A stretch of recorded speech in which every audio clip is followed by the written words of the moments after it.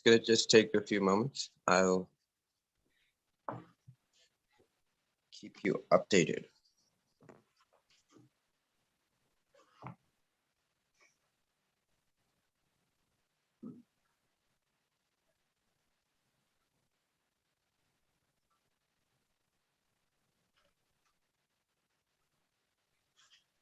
Yes. Okay, so we are live. Thank you, first of all, gentlemen, for joining us on this program on the platform we call the Gray Lounge. This is our fourth episode in total, and third episode going live from UK, Australia, Pakistan, and now welcoming Mr. Schilling from Germany, or Deutschland, I should say. And since these programs have been basically the concept of this program is to not only highlight the projects and the programs that Mr. Will Marcus has so far enlightened us with for various activities from poverty alleviation, rather elimination, to agroforestry and town planning. But today, having the presence of Mr. Schilling, we would want to recap on our first episode where Mr. Will Marcus mentioned the project in Philippines. And from here, I would say, Mr. Raza Hussain, please take it from here, and so that you can introduce everybody officially, formally, sure, and we initiate the process. Thank you very much. Thanks, Zubi. Firstly, a warm welcome to both Mushin and Will for joining us and taking time out of their valuable time out of their schedules to be on this program. Absolutely delighted to have both of them on. I know how difficult it is to get one of them, but having both of them on is really a bonus. These programs are really catching on. They're going international. We have audiences here in the UK. I know that we have friends listening in from Dubai as well, and certainly all over Pakistan and the Far East as well now. So truly international program. And here we are, you know, the technology. I'm in the UK, Will out in Australia, Mushin in Germany, and of course Zubi out in Pakistan. So, you know, it just amazes me, the technology and how quickly the technology is improving all over. So what we'll do today is recap on some of the programs that we've done previously, in particular, because there has been some widespread interest in the project out in the Philippines. So if I could ask Will to recap and give us a synopsis of the program, and then we'll introduce our famous and guest, Mr. Mushin Schilling, who's joining us from Berlin today. And Mushin is the architect, designer of the Jala finance project, which we have been talking about previously. And he'll enlighten us on the Jala project. So, Will, if I could pass you over to yourself, and then after that, if you could give us an introduction to Mushin in detail, and then go on to your program, because I think you are probably more appropriately fitting for you to introduce Mushin than myself. Thanks, Raza. Thanks, Zubi. Yeah, yes. I think I know Mushin well enough to do an intro. What do you think, Mushin? We've become friends over the years, and we're bonded by our joint interest in helping people in abject poverty, and so we've gone through a bit of thick and thin, you might say, which is always quite a bonding experience. But what I'll probably do is I'll introduce Mushin by way of a story, the story of Piatis, and so everyone will get a better understanding of who he is through that process. If you're okay with that, Mushin. Yeah. Yeah. And I should start by just doing a recap generally on Piatis and what it is, what this project is. Well, it doesn't feel right calling it a project. It's an initiative. So Payatas is a suburb of Metro Manila. Metro Manila is one of the larger cities on the planet. Depending on whether it's official or not, the population sits somewhere around about 27 to 40 million people. Many people in Metro Manila are not registered because they don't have birth certificates, which is one of the problems that Jala deals with, that people who don't have birth certificates don't have identity, and if they don't have identity, the banks don't want to talk to them about lending them money because they're not really there. So I think the technical name is that they're unbanked, and so we'll use that term a bit. Unbanked people just don't have identity. The truth of the matter is that about 40% of the planet, would I be right in saying that, Mushin, don't have identity? Yeah, it's a big problem. 60, you know? actually, 60%. I was thinking you said 40 don't have, but yeah. 60%. Yeah, well, so of course, identifying who people are is an interesting aspect, and Mushin will talk about that. But Jala, in the first instance, creates identity for people in a very ingenious way, in a very solid way. In fact, I would trust the Jala identification system more than a passport these days, or a birth certificate, which can be easily forged. The Jala system proves itself over and over again in the cloud. But let me go back to Payatas. This is a suburb, and I guess it's an older suburb. Older, yeah. It's based around the Payatas dump is where, for many years, Metro Manila used to place all its rubbish in a big, well, it was a valley. They filled the valley and then they made a mountain out of it. And so it's one of the places that Metro Manila place its rubbish that it can't recycle. And so the community around the waste dump, and this is a pretty big waste dump. It's about 1.8 kilometres long and about 300 metres to 500 metres wide. And now that the valley is full and it's mounded, we're estimating that the depth of it from top to bottom is about 300 metres. It's quite a significant pile of rubbish. Mm. But what's happened is that there's people are called rag pickers. It's a generic name. Would work their way through the dump, picking out rubbish and items that could be upcycled or recycled or eaten. And they were turning them into cash or using them for other purposes. And so it supported a community, a greater community of about 250,000 people, we understand. About a quarter or a fifth of them directly involved in actually walking the tip and pulling out rubbish. And if it's plastic, selling it, or metal, selling it, or glass, selling it, recycling it.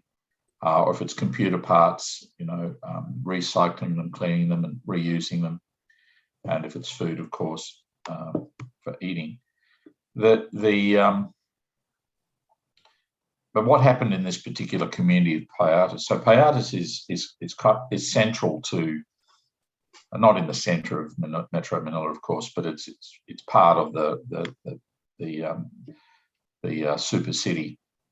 And is it a municipal dump? Is the government bringing all the refuge and all the rubbish and just dumping it there, or is it individuals? Or yeah, so it's a very organised system. There's a corporation that won the contract for picking up the rubbish, and I guess they're responsible for about 70% of all the municipal waste that comes out of Metro Manila goes through their hands.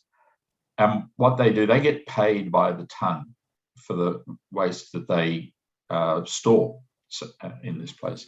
So as the trucks come in, they weigh them on a scale and they dump the material, and that's part of the pay system. Yeah. And so the system for waste collection in Metro Manila is pretty straightforward. There are contractors who own 10 or 15 ton trucks.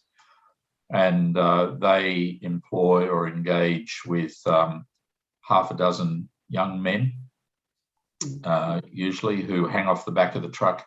And as the truck drives around, they grab the bins and they sling it into the back of the truck.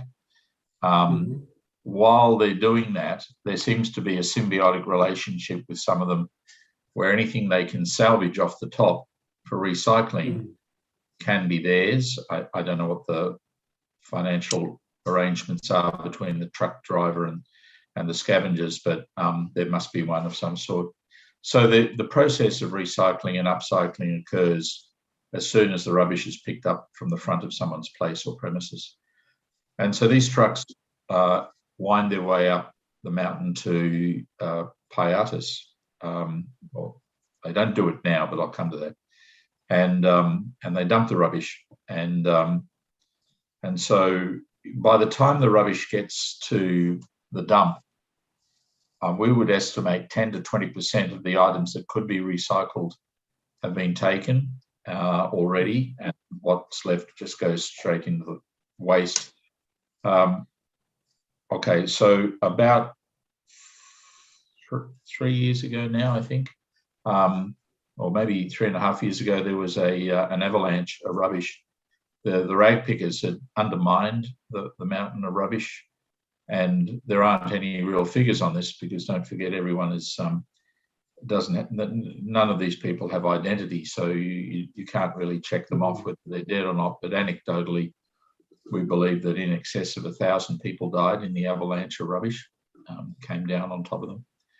And that was in part because it was so overfull that the steepness of the embankments of mounted rubbish were just too dangerous. It took the government about another 6 months, but they shut it down, and so they stopped dumping rubbish there. And then they, in their terms, remediated the site by putting a 3-metre layer of soil on top of the rubbish and planting trees in it. So that effectively cut off the income for this community. So you've got to understand that 50,000 people are scavenging and generating an income to support a family, and that family is then buying things with the money that they create from the rubbish. They're supporting secondary industries, everything from dry goods stores to clothes, all the little stores and services, taxi drivers, you name it, everyone. So pretty well most of that community was reliant on the income coming off the scavenging from the tip. And then what happened was that it took people a while to work out. There was a bit of shock going on, but if you lose your only form of income, and none of this was researched properly, but we did witness an exodus from Paiatas to the new site, which was a 10-minute drive up the road. And when I mean exodus, it was literally at least thousands, maybe tens of thousands of people with their little wagons and their carts and everything just in a line, marching with all their worldly possessions up to this new place so that they could be positioned near the new tip to do the same thing again. Yeah, so I guess these people actually resided near to it as well, so the resident status would have been close to the site, apart from the working element. Well, they were all squatting, we say here in Australia. That was an informal settlement. No one owned the property. Yeah. They'd been there for 15 years doing their thing, but there was no land ownership. So about a third of them physically moved to the new site, so that they rescued themselves. Another third took out microloans with loan sharks. I've got to be very careful what I say here, because these are dangerous people. I don't want to finger anyone. But they were lending people small funds, for us. Let's put it into context. Mushin, about up to $500 US. That would be about the amount, I think, 100 to 500. But they what they gave we are up to 10,000 pesos, which is actually 1,000, something like that. About $1,000. So the but the rates were phenomenal. They varied from 40% compounding interest to 120% compounding interest. Impossible for people to pay back. But they called the loans, and I won't name them specifically, but that they were 5/6s, they call them. So you borrowed 5,000 and you gave them back 6,000 in 2 months. Okay, so that's 20% times 6 is your 120, right? And the deal was that you could buy yourself, say, a rice cooker for that, start a little stall, make rice cakes and sell them. And then if you sold this many rice cakes, you'd be able to pay them back in 2 months. Easy, like this. And so they were sold on that sort of economy. Of course, these people aren't, they're industrious, they're hardworking, they're honest, but they're not schooled and they don't know they don't know what interest is, let alone the difference between simple and compounding interest. And so they just were trusting and they went into these loans. And it was about this time that I was introduced to Mushin by a mutual friend of ours, Christine McDougall, or Dr. Christine McDougall. And she thought that we ought to get together, and she was dead right. And so I got onto the phone to say hello to Mushin and ask him what he was doing. And at the time, you had been investigating the Grameen loans out of India. Mushin, I think you were fairly upset, or maybe not upset, but you were a bit appalled, let's say, at how they'd changed, that they were 8% compounding interest now, I think, on the loans. And it just wasn't what it used to be when it started, which was a very good idea. And you thought, well, someone needs to do something about that, and I'm going to do it. So you'd started off on that journey in parallel to me, sort of investigating Piatis. And so Mushin was putting together a microloan facility, and at the time it was based on was it Holochain or Holochain, yes. I think it was Holochain, and you were looking at either impact investors using cryptocurrencies to feed into the system so that you could create funds to for people who were unbanked at the time. So and as I was introduced to Piatis by a mutual friend of ours, who's now a mutual friend of ours, our brother Joe Dean Solar, who has been working a mission for a quarter of a century in Metro Manila, looking after street children, and then that led to rehousing the children back with their original families often, and then half the problem was usually poverty, so they got into poverty alleviation measures as well by default, because they're looking after street children. 4 million street children in the Philippines. It's no small problem. And these guys used to feed them, wash them, bathe them, do their medical, do their dental, make sure they're okay, find their parents, introduce them back to God, get the drug dealers and the pimps off their backs. It was very dire sort of life these kids were having. And so this gentleman runs a mission there called the He Cares mission. Very brilliant mission. It won the World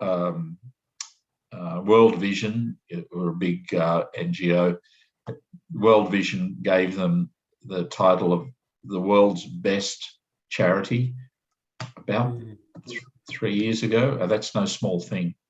And I can vouch for these guys. See, they're good, and they do a lot of effort with very little. So Joe Dean and Mushin and I sort of became a bit of a trio, tripod. Joe Dean on the ground dealing with people, me master planning, and Mushin coming up with scathingly brilliant ways to find money to make it all happen. And so I got invested into the Piatis problem first because Joe Dean showed me, and we were already doing work in another area for them. And he said, I really think you should have a look at this. And he showed me what was going on. And it was heartbreaking. And the people who had the loans, and this is probably the worst part of it, this is really what sort of pushed me over the edge to get me mobilized into this. The people who are in the loans who didn't pay back their loans, they were threatened and bullied, and they found the money, they borrowed again, so they were triangulating their loans. They're doing lots of stupid things.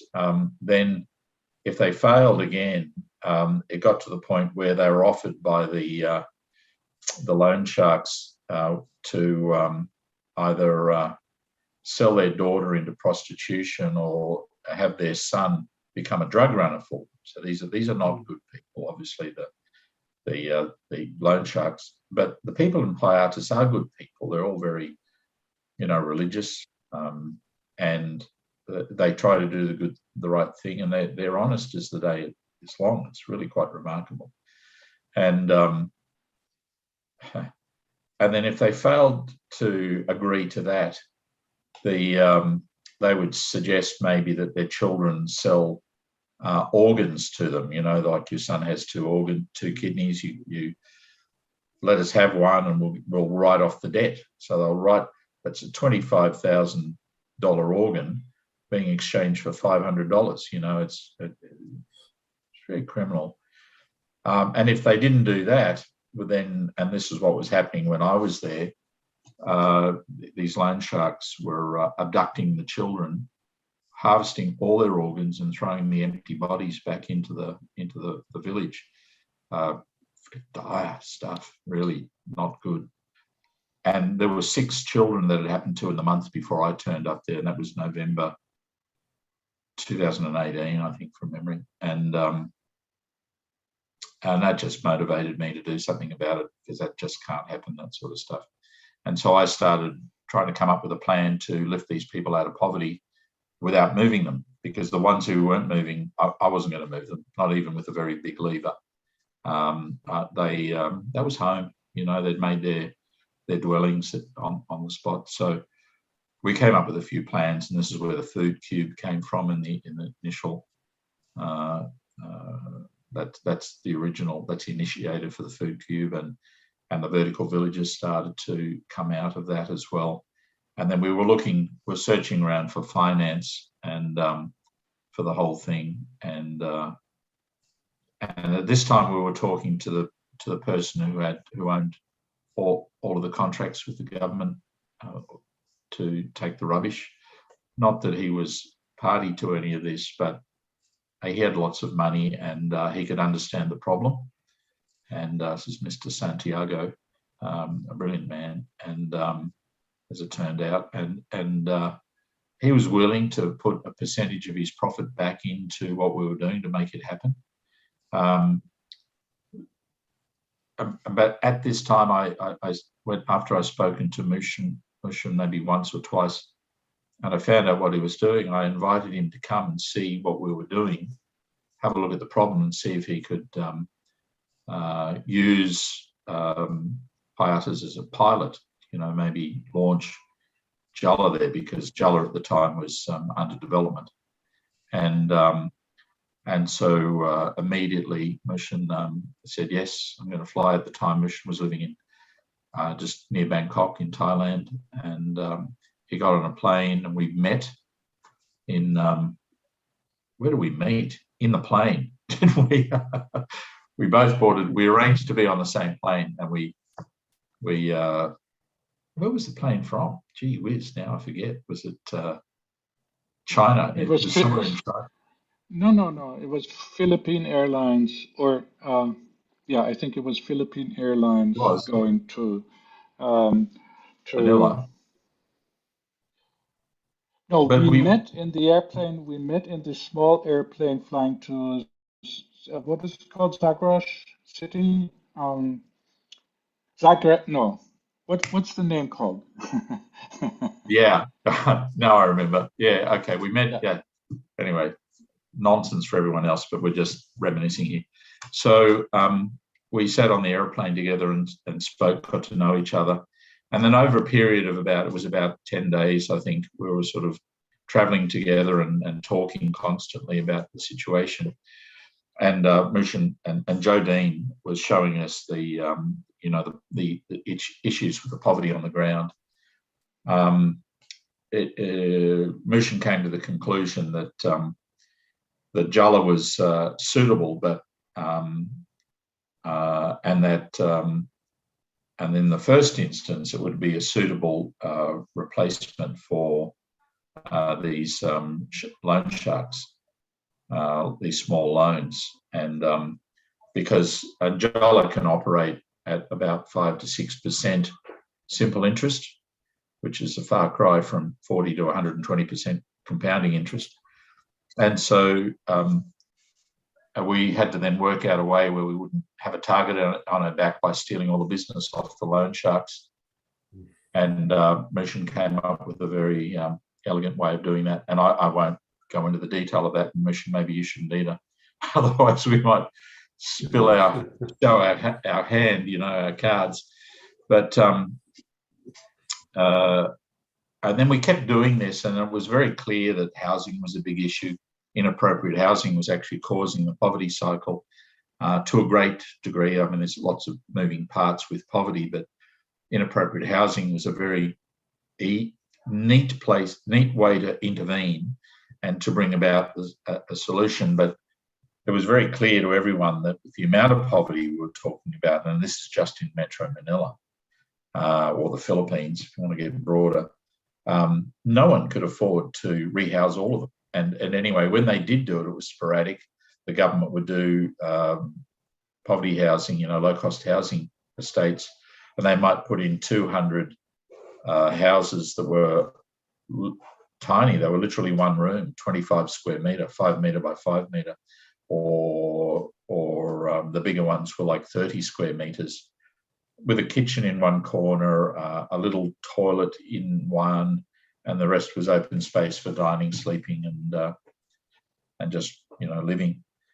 One door, one window, and not very appropriate for the climate or for families of 7, which seemed to be the norm generally. And they wouldn't do enough. It was just really lip service to the fact that this poverty existed and the government might be doing something about it, but they weren't resolving it in any sense. And so it became very clear to me very quickly that the only way for this to occur was if the people in poverty could buy their way out of their situation. And I started doing a few sort of basic maths. I understood their economy in a very high level sense, not in any detail. But then I came to Mushin. I don't know if this was the second trip, Mushin, you came, or the first one, but I just said, really what we need to do is we need to get Jala and make it so that people in poverty can buy a small house, like a 50 square metre house is big enough for 3 bedrooms, right? And Mushin had a good think about this, and I think the conclusion went something like, well, we don't want this to gallop, and people who can afford normal finance, they can't take advantage of something we're setting up specifically for people in poverty. And so, the definition of Jala changed a bit at that time from being a microloan facility to being a facility that would allow unbanked people to raise themselves up. And that would include buying a home, a family home. And so the focus of Jala is very specifically for people in poverty, though it doesn't necessarily have to be that. But at the moment, given the need in areas like Metro Manila, it's essential that someone does something urgently about it. Given the great heart that Mushin has in terms of dealing with these issues, and I mean both in the sense that he cares very much about the condition of the people that the people are currently in, but also that he has the capacity to keep going to drive these things through. So I essentially take my hat off to you, Mushin, because you without you, a lot of this won't happen. The mechanism for driving poverty into the ground is very much in Jala's hands. Yeah, guys, absolute admiration for you guys to be on the front line, actually going to these places and dealing with these matters, because it's just not easy to be doing that. You know, to actually witness the level of poverty and the cruelty that goes on in these sites. It's just admiration to you guys that, you know, you put all this together and you actually go to these places and see it firsthand and deal with it firsthand, because it's just not easy. These sites, I can only imagine, you know, the illnesses, the complications, just, you know, for anybody to go there, and, you know, you go there. And I know that from time to time you become ill, Will, you know, from there. So absolute admiration for that. On that. Not just me, Raza. Mushin got dengue fever at exactly the same I did, and probably from the same mosquito, from what we can work out. So we both went down in unison at that time. But you know, this is the problem about poverty. The people are living in poor conditions because they have no money, so they squat on land that no one cares about, which in this, you know, Metro Manila is on a delta, really, and so there's lots of little streams and rivers leading down to Manila Bay, and every time there's a monsoon, they flood. And so these waterways are not like streams and creeks, they're canaled to get rid of the stormwater as fast as possible so it doesn't impact the city. And these people are living in these canals. So I think there's 22 hurricanes a year in that area. Am I getting this right? Or 20, something like that. So 20 times a year, the water level rises up above their floor, and at least one of them is up above their ceiling. And so this, you know, their solution is to put a second floor on so that they can put all the worldly goods on the next floor. And even that from time to time goes under because, you know, storms get bigger and bigger. So, and can you imagine if your house was flooded, you know, twice a month? It'd be damp, it'd be smelly. Really, you know, and these aren't well-built things, you know, they're sort of cinder blocks and bits of tin and, you know, bits of wood that they find in the dump, and the grounds are either rammed earth or I don't think I saw much concrete. And they use rags for doors, and the doors are falling off the hinges, and they don't do windows because they're expensive, and so they're dark inside. And there's no sanitation, and there's no stormwater control. So, you know, eventually what happens is cockroaches and rats and all sorts of mosquitoes, disease-carrying vermin are getting around, and they're infecting everyone. And so people are sick all the time, and the average life expectancy in these places is 37 years. And so it's dire, and it can be fixed. And this is what we've spoken about before. And the fix always involves, well, who's paying for that? So I don't know. Mushin, by way of an extended introduction, do you want to take over and a little bit more about Jala and how you see it? Before Mushin comes in, I'm not sure if you're aware, but Mushin and Zubi have had interaction previously with regards to Pakistan. So between themselves, they were, before even we introduced, and it came as a surprise to me when I mentioned Mushin's name to Zubi. And he said, well, I know him, I've heard of him, we've met, or not met, but we've had some interaction before.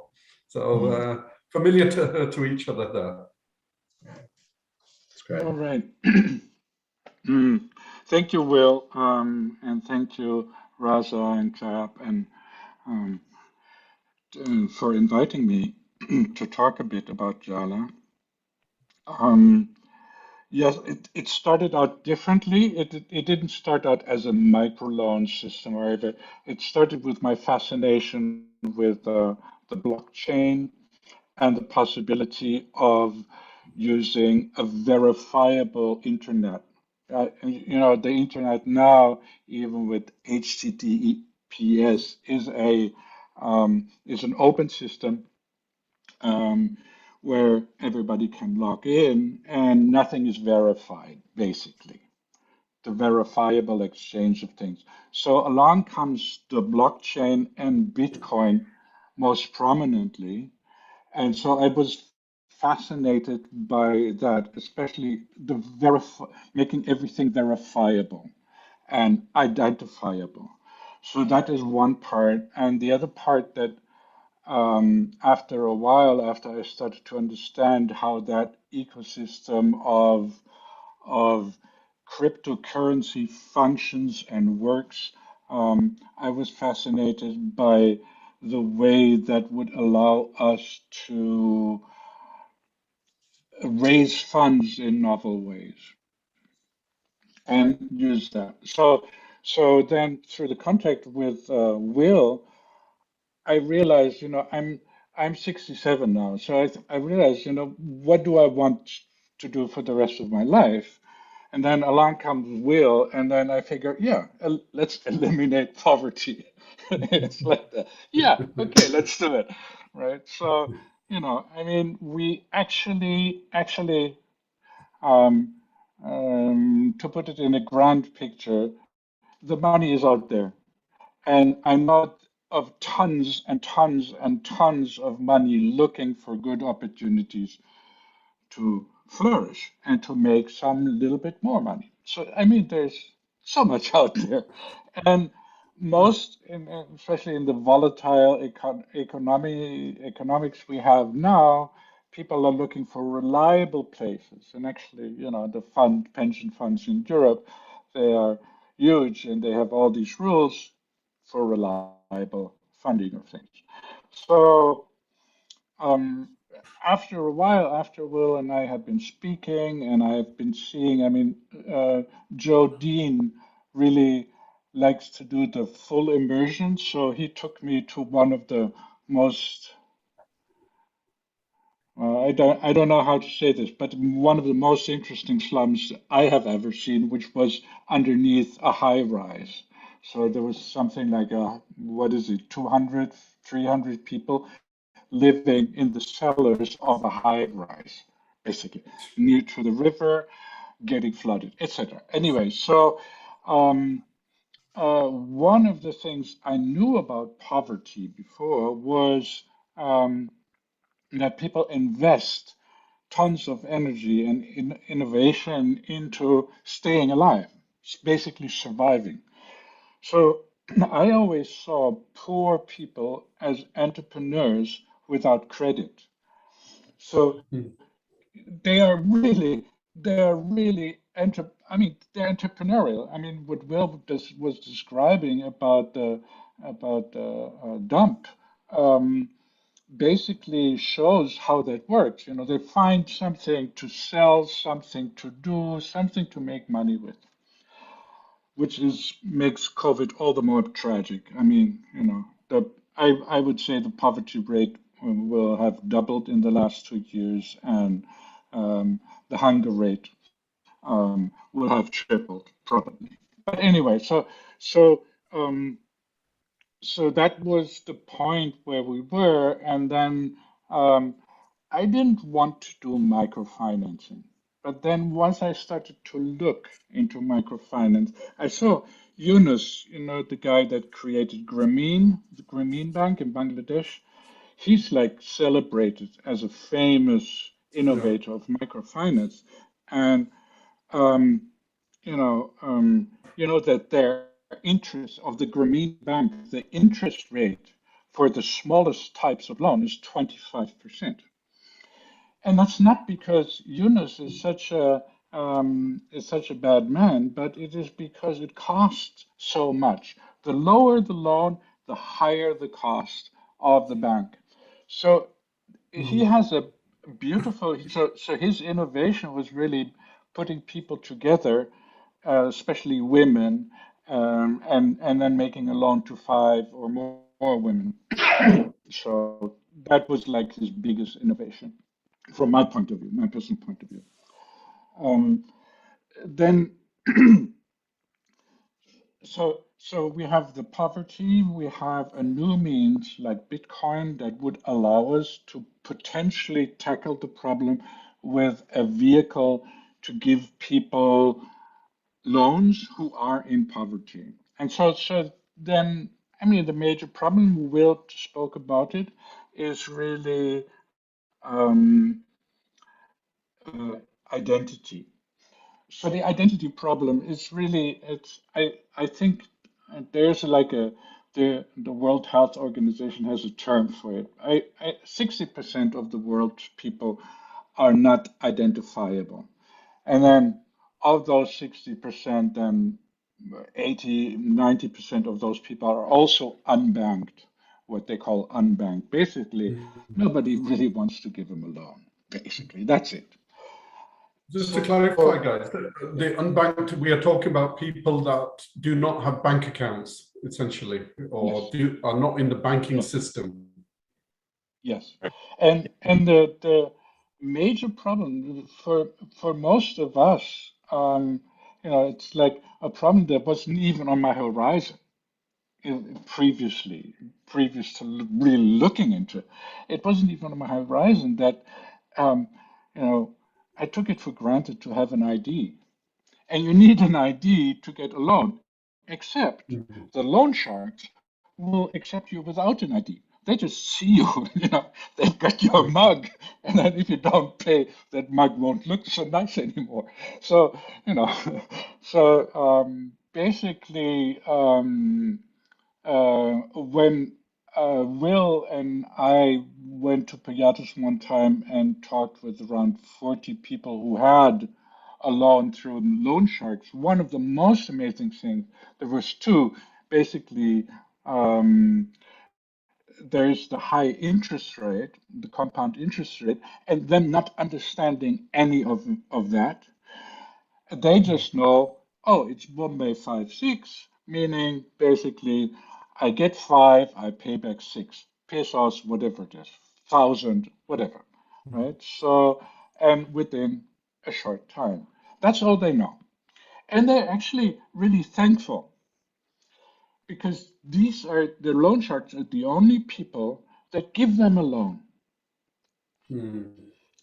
with no ID and an easy way to make the down payment because they just come by their home on a motorcycle and pick up the money, right? So you don't have it's a very informal infrastructure which fits very well with slums and the informal what they call the informal economy. Now, the informal economy is something like 65% of the world's economy. Most people don't know that, but that's the informal economy. And informal mean basically, when people here talk about it, they talk about black money and people cheating taxes and so on. No, the informal economy is mostly people who don't have much money and who don't appear on the radar of financial statistics institutions, blah, blah, blah. But that it's 60% was a shock to me. I thought, whoa. So the real economy is like 40% and the informal economy is like 60%. Something must be totally wrong in our way of doing and counting. So, which brings me to the next part of what Jala is about. So, we know we have an ID problem, so we need to solve that. And um, and we have a problem of providing the right type of money to the right kind of people with the right process. Now, the microfinance process to get people a loan is complicated and bureaucratic, which is what makes it so expensive, which takes so people need to pay 25%, even with good willing Yunus Grameen Bank. So, so it's not like there's evil. So it is you're using old school tech for a problem that's been there forever. Um, but we can solve this with new tech. So what Jala really is about is it's an accounting system. People go, oh, it's that simple. Yeah, it's an accounting system. Money that comes in appears as a plus, and money that goes out appears as a minus. We all know that from bookkeeping, right? So the why everybody is so much about Bitcoin is that it makes it anonymous and verifiable all over the world. So that's the basic thing. It makes it anonymous, which is like normal money works. I give it to you. We don't look at fingerprints and all of those things. That money is untraceable. So that kind of shifts around untraceably. So Bitcoin solved that for the digital realm. But they produced a problem, which is the problem of the internet per se. The problem of the internet per se is that it's not decentralized in the software. It is decentralized in the hardware. It's running on computers all over the world, which are interconnected and networked. But the algorithm and the databases are centralized. And that is like the main problem, right? So, if you have a centralized database, I put a bunch of hackers into it, and then North Korea can fund its nuclear program, right? So you use hackers to attack a system. So, so the Bitcoin verifiability is novel and great and makes it actually kind of potentially easy to exchange. I mean, I won't go into the technical details. It's a little bit more complicated than that, but it makes it kind of easy to exchange anonymously. So then this brings me to the main problem of Bitcoin and that whole way of thinking is it's still they have one central ledger. So if you buy a beer with a Bitcoin, it basically lands in this one ledger, the universal ledger on the whole world. That's why you have this energy problem that people keep talking about, because your beer goes into that ledger. Otherwise, it can't be validated, etc., in all of this. So why this is so is another conversation. But anyway, the basic reason, the basic disease of the internet is that it's decentralized hardware and centralized software, which creates things like Amazon. Basically, because Amazon understood, who cares about having books? That's how they started out. Who cares about having books, having the marketplace for the books internationally, having that, owning the marketplace? That is the thing we want to have. So, and that is the marketplace is basically a centralized database. It's the centralized database that is the problem. And so and that's how things don't work for the poor, because they are like waste. They are like the waste of our industrial system, basically our financial industrial economic system. The poor are the waste of that system because they don't find a way into all these centralized things. So along comes Holo. Now, I know Holo since the people from Holo since the beginning um, of their development. They're still not in beta; they're still in alpha. But basically, it is a system that does away with centralization altogether. Basically, what it does is it puts the data in a secure way. I can go into the details, but not right now. I don't think that's helpful.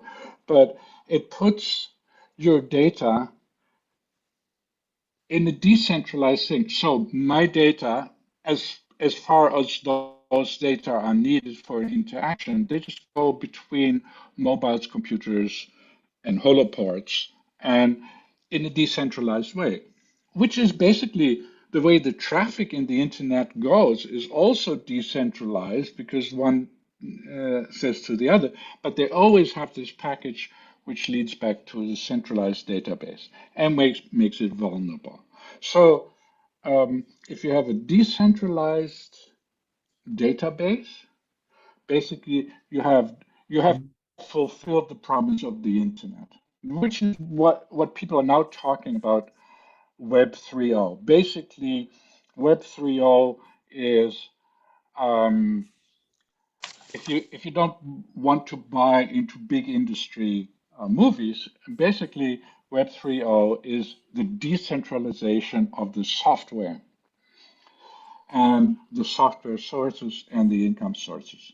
Now, one of the things why I'm talking about this at such length is identity is the same thing. So your ID is basically saved in some central server, which is why a server leak can cause these things of, oh yeah, oh by the way, you have been pounced, and I have this thing, and then I see that like 30 million email addresses, among them mine, has been grabbed from a not so well secured server somewhere, central server, right? So my name, my email address, and my phone number, right? So, you know, so, uh,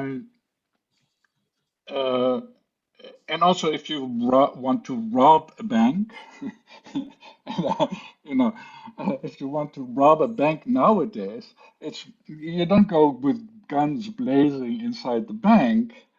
You simply go to your server and a hacker, and you attack the centralized database where all the information lies. So do away with that. Do away with that whole system, and you've saved like 40% of the cost. 40, I would even wager, I mean, 60% in the banking sector, it would be 80%. You just throw away all the jobs that people have, and people don't have a job anymore, but they don't need to because nothing is centralized. So you don't have to have all these checks and balances which produce a huge bureaucratic system which costs a lot of money. So basically what Jala is really doing at core is enabling people in poverty to get two things: an ID and a loan. Now, obviously, this is not only for people in poverty. And if you start to think about how such a system would need to work, then obviously it needs to go through to say middle class people and to provide services middle class people. And since I've got involved into the Global Leisure City team, I've started to realize that most of the bureaucratic handlings of accountability in social, economic, whatever sense can be made transparent, decentral, in such a way that you can govern, or that you can almost have a city self-govern for around about 80%. You just need 20% kind of centralized government and rulings and stuff like that. But for 80%, it can rule itself, and you can use the systems of accountability and accounting to do just that. Basically, it revolutionizes the way we can think about governance and economy. The reason for big bureaucratic apparatuses is predict and control. And we need to predict and control because we need to steer the politics. And to be able to steer the politics in another way, you have to totally rethink that. I mean, we have done that for, say, since Mesopotamia, so since round about 3,000-4,000 years, we have been centralizing and doing all these things forever more centralized. And so for people to think what the consequences of decentralization are for an accountability system and an accounting system is pretty fresh. And not much people are interested in thinking about it because it doesn't make you money. In fact, what we are creating is actually a system, a system. Just think that basically in a bank, you give the money bank, the bank your money, you give the bank your money, and the bank uses it for credits and so on and so on, and you take money from the bank, and that's the profit of the bank. And like a German Bert Brecht, famous playwright, once said, who wants to rob a bank if you can own a bank, right? It's much more lucrative. So what if we give the banking to the poor, which basically means that they use all their money to as a form of credit to each other, and the asset is secured by the community in and of itself. Which brings me so it's a roundabout way to go. ID, right? ID, and the way we've done that for not only 4,000 years, but 100,000 years and more, is by saying, yeah, that's my friend Raza. I know Raza. I know he's okay. So we have been verifying each other's identity. And before we used paper, we have been doing that together. So it's like a well-known process, right? So all Jala is doing is recording this process to get what we internally call a core identity, which is a technical term. It's not an identity in the usual sense. So a technical term. It creates a core identity, which then becomes more and more reputable, basically through the interaction that is being done on that account. So credit rating is inclusive, so that everybody is credit rating everybody else by interacting with credit, giving each other credit, buying from each other with credit, etc. So so it's the people in this case that make the money work for them. So then they profit from it. All Jala does basically is provide the way we can do this and continue innovating in that, because I'm continually developing how we can do that better. Um, and yeah, so basically, do we have an input into where the money is utilized? As in, is it used for some business or entrepreneurial purpose, or is it actually for survival? People buying food, or do we have any input actually into where the funds actually go into? Yeah, this is the original Yunus data, which can only confirm. If you give $10 to a woman, about $7 will land in the community. If you give $10 to a man, about $3 will end up in the community. Because we seem to be a little bit more keen on status symbols, which is very important. I mean, but these are just interesting data. So the money, where it comes from, basically, one of the things I've realized is you can create the money for the poor by allowing everybody to be creditor. So I can say, well, I have I have €100 extra. So I put up a pair like they do in other decentralized forex systems.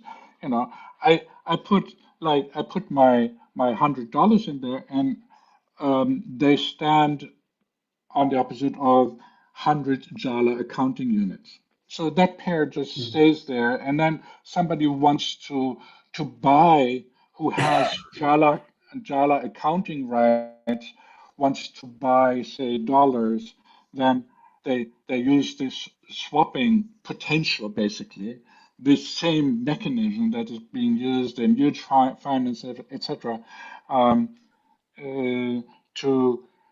to evaluate the value of that accounting unit within that community. But they are basically providing credit to the community, which is not really kind of what people usually think happens, right? But anyway, so they are providing credits, and then the people, to give you a very concrete example, there's this woman, Diana, which I happen to know, and um, uh, she gets money every month, and that money goes into investments. She lives in the slums, not Bulakanan, I think it's called. It's not Payatas, but kind of near. Um, and she uses it around 1/3 for consumption, and 2/3 of it she uses for investment. Basically, to get into, I mean, I could go into to the particulars, but she got into a system where she actually becomes the messenger of a bigger company that is providing food for the people, and they have like a program where you buy into that, and so I mean they have an interesting business model. But anyway, so she bought into that, and she said, okay, so that's where she put her investment.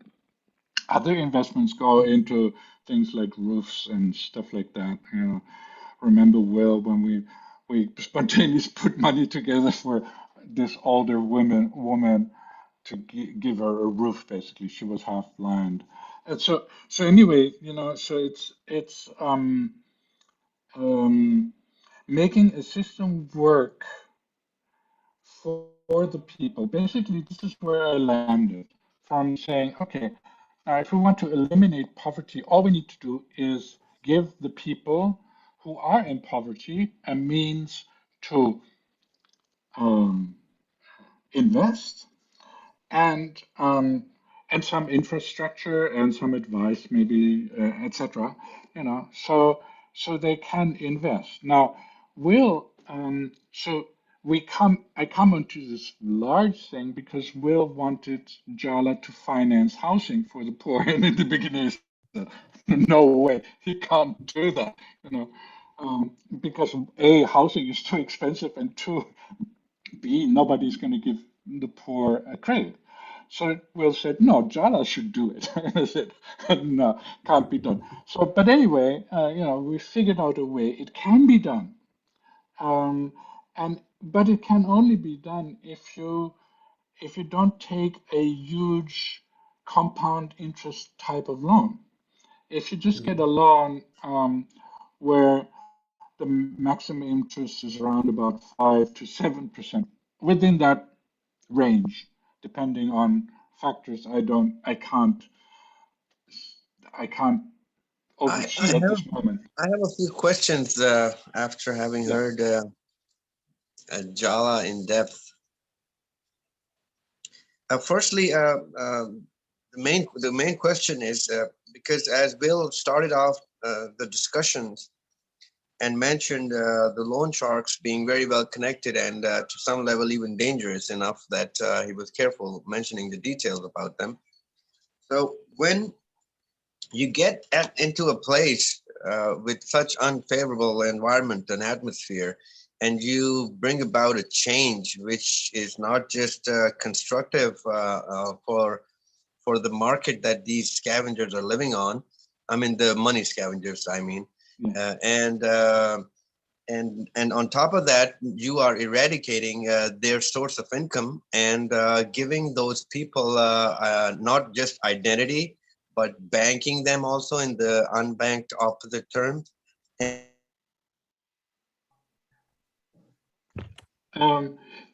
You're, Zuri, yeah. Sorry. And uplifting them in a multitude of ways beyond their comprehension and acceptance, and then you are also coming as a competitor in the market, and not just a competitor, but an invader of the market. In a few months or years, you would actually kick them out of the market, or maybe the question is being extended, but maybe if I were one of the loan sharks, and if I am smart as I am, I would say, why don't we partner? And instead of you bringing in the cryptocurrency, I've got shitloads of funds. Pardon my French. I've got a lot of money gathered with these sort of things. Now, why don't we become partners? Because frankly speaking, I know it's the question is becoming a bit going haywire, but I know you would get to the root of it, and then you could explain it in detail.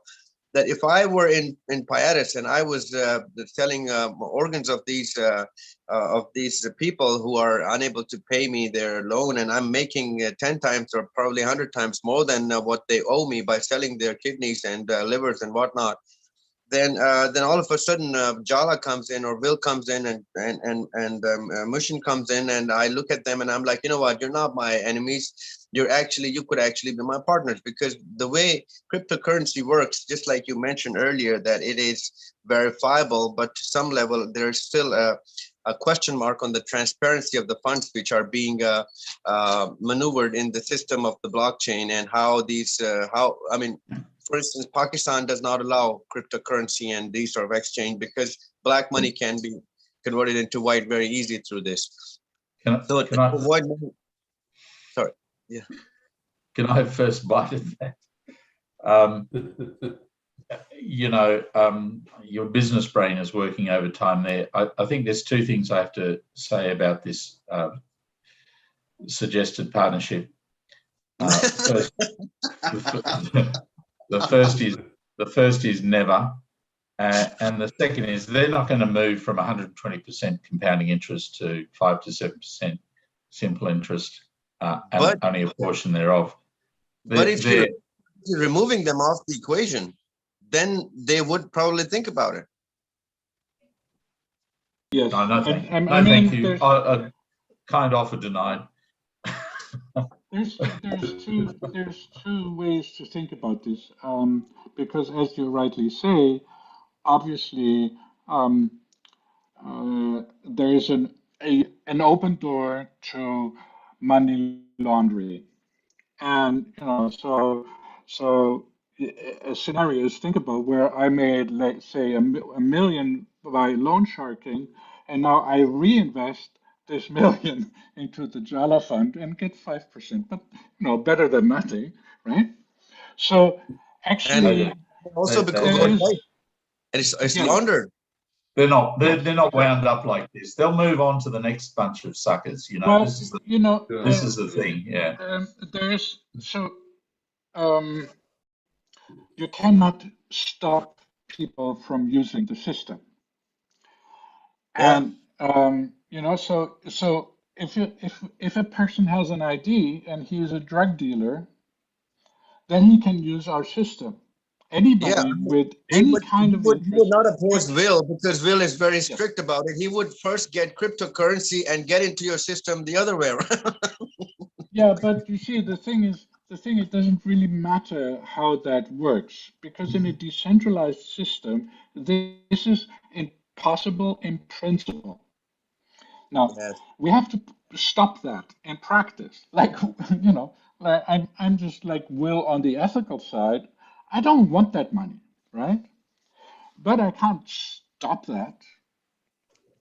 So here's the thing: is what hardly anybody has ever thought about, and I've not yet read a publication about it. I've talked with a couple of people about this.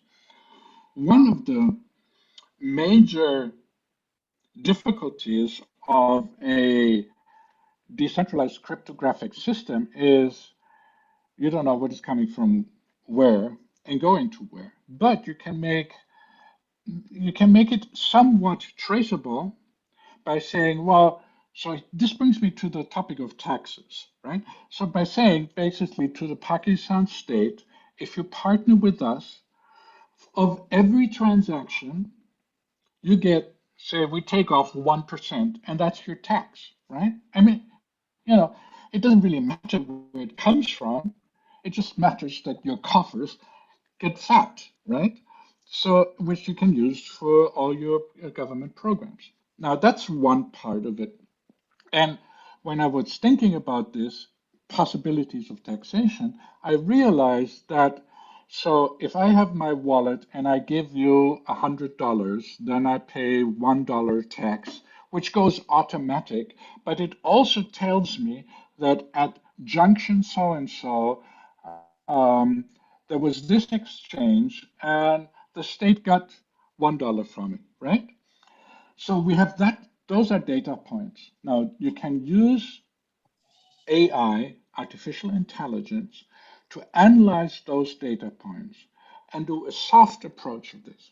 So, after a while, we may be starting to think, well, where does all this money on this street corner come from?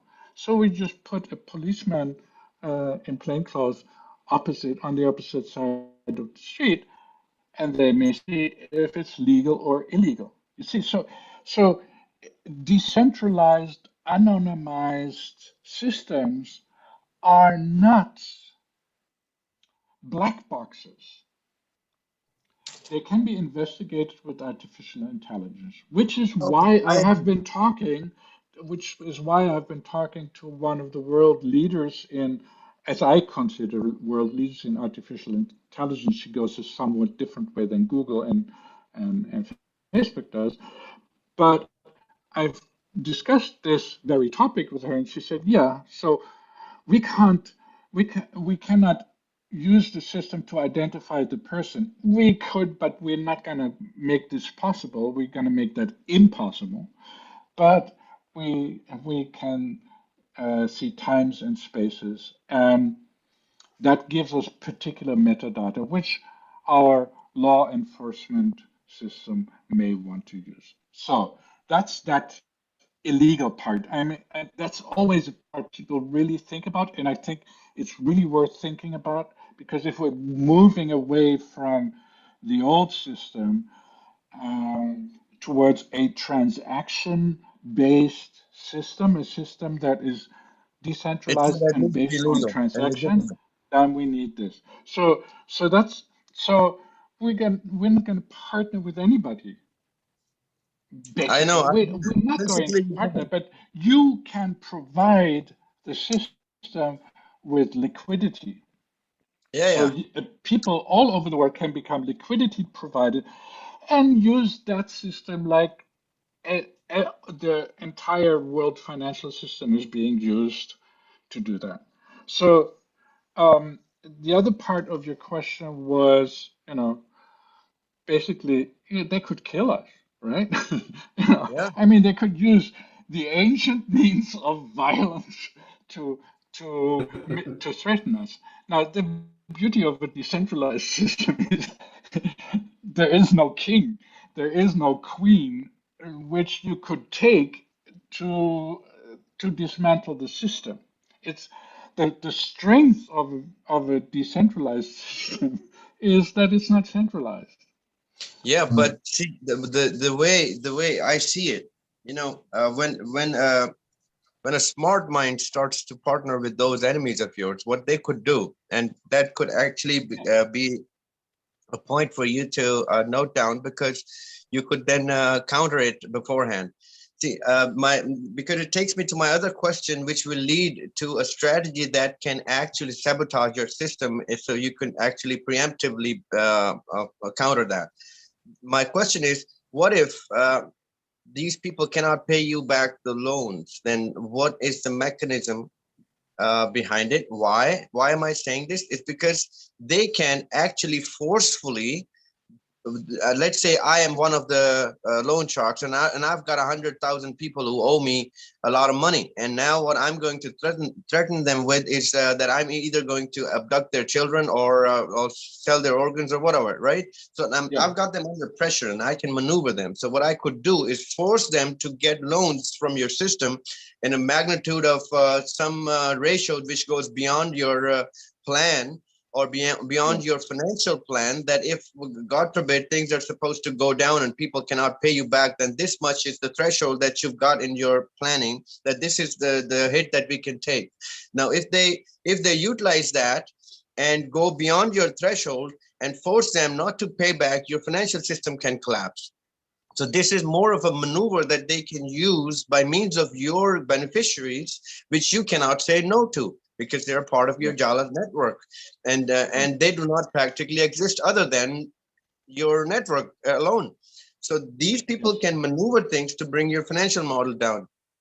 So that's my other question. So what's the mechanism of payback? Well, the thing is,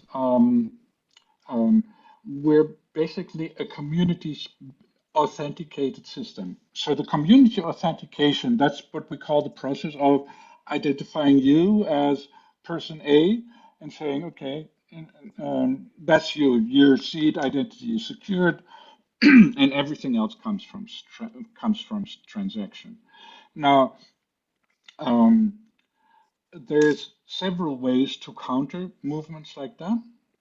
One is you can only be a cash provider to the community as a whole, right? There's never a direct link between providing a loan and receiving a loan. It always goes, providing a loan is you provide a loan to the community. Receiving a loan is you receive a loan from the community.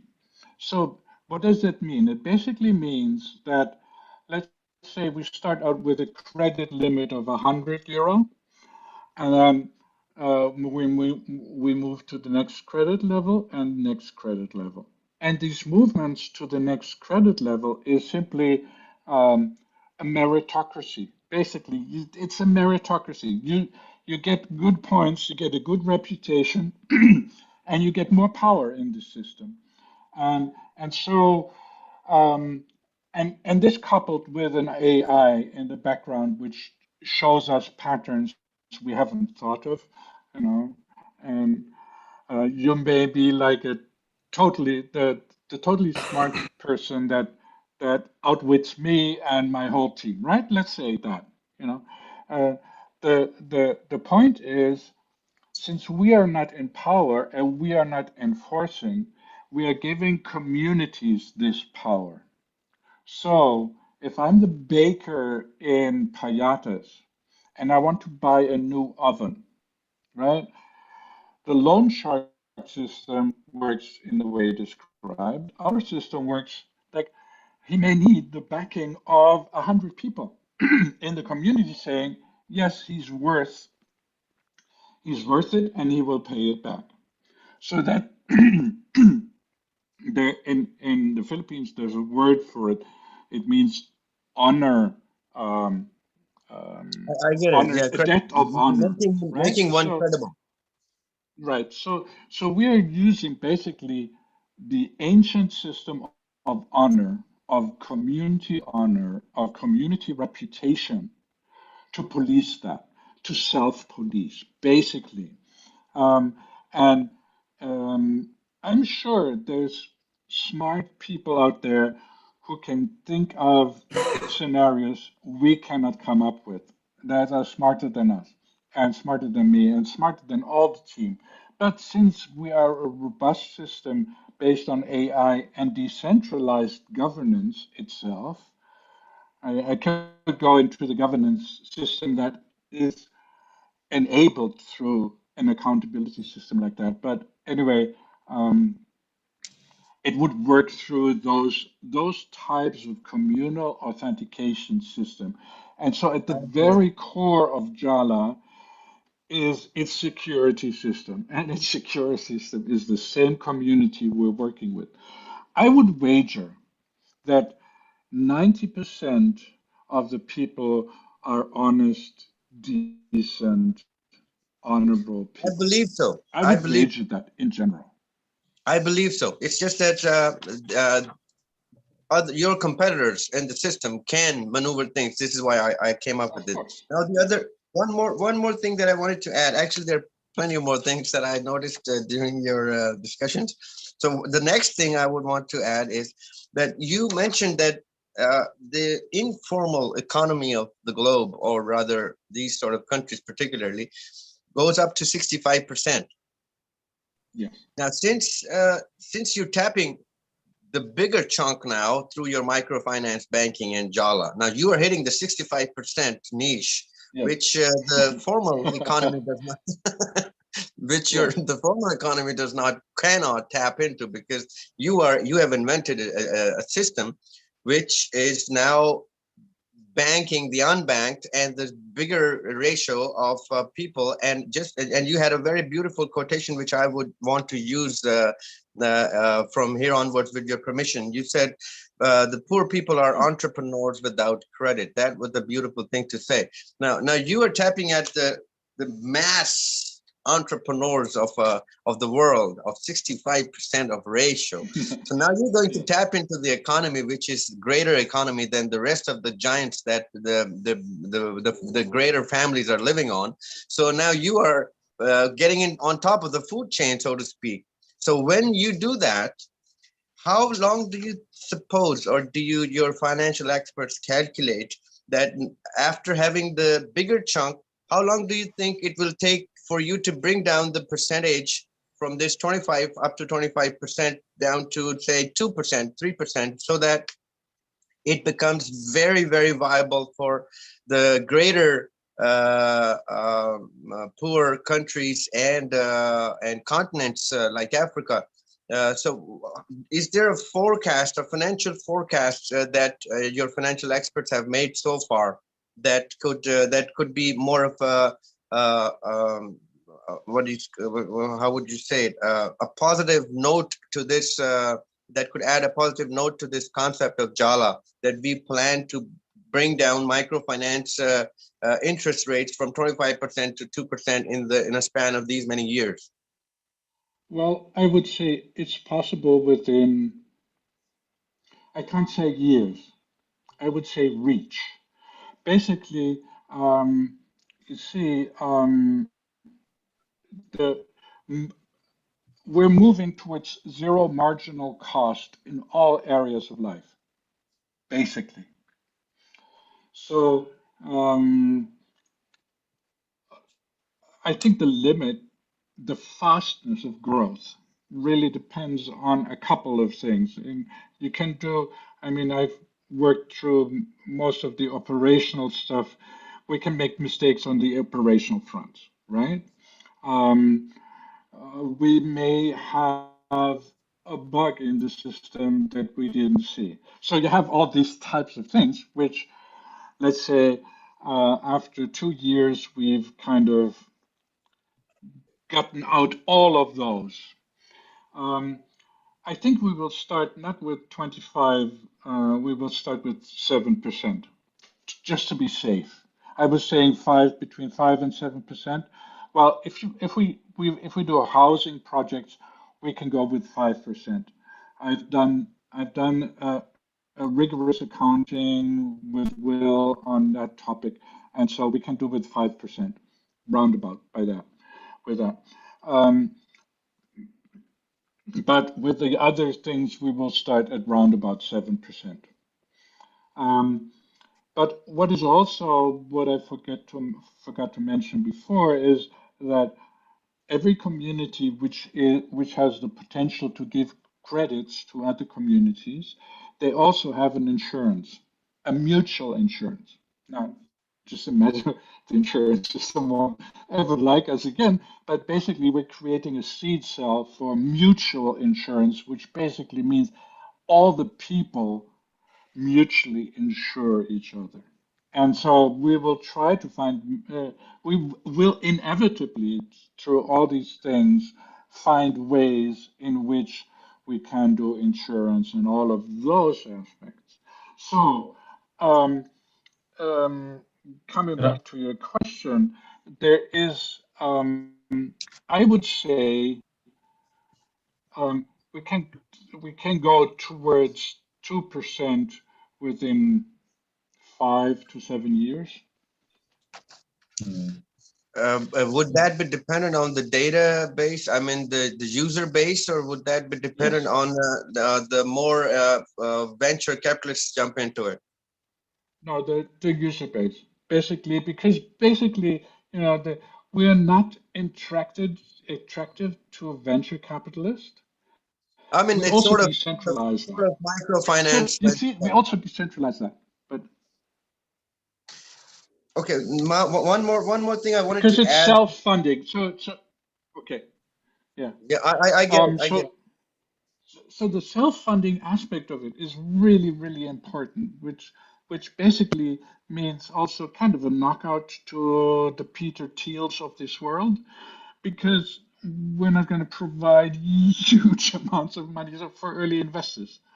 We're I get it. actually going to we actually allow everybody to invest a little of their money into the system and make a little money with that in a safe way.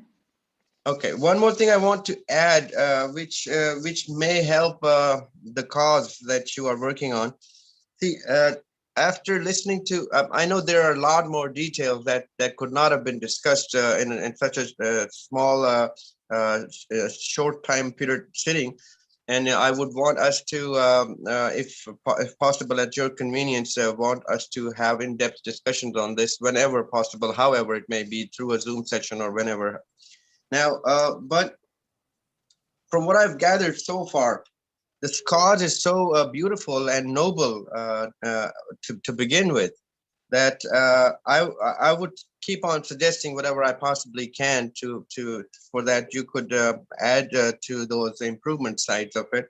See, now when you bring in investments from a penny to a dollar of whatever amount from whichever part of the world, translated from a digital currency into a practical implementation of a project, be it a housing project or a small medium enterprise establishment of the locals, the beneficiaries.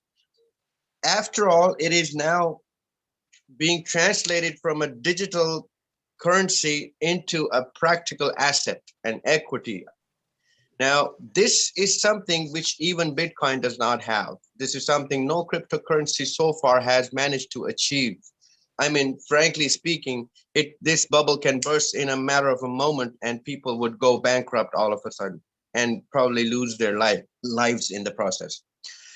By means of your system, what I have noticed so far during the discussions is that you are practically giving life to the concept of a digital platform. You are in two ways.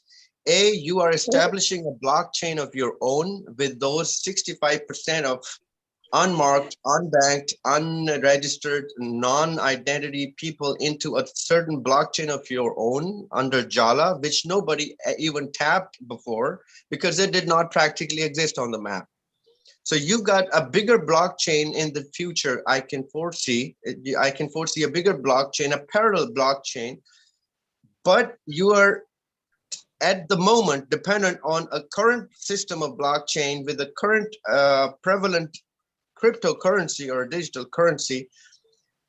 What if you add within your blockchain a currency of your own instead of, I mean, let's say it is coming through gold or silver or crypto or cash, and when it enters your blockchain, it goes into a Jala coin of some sort, right? Now this Jala coin would not only validate, not only validate the concept of digital translating into practical equity and asset, but it would also, in the long run, make this bubble obsolete to a level that the value of your currency would go higher than the Bitcoin, and then you could actually practically bring this system into a legitimized trading platform of your own, where you know that even investors like me who would want to add $1 or 10 or 20 into your system to benefit people and also get some sort of a practical return, my rate of return would go sky high, because the value of what I put in as $1 would turn into $100 in no time.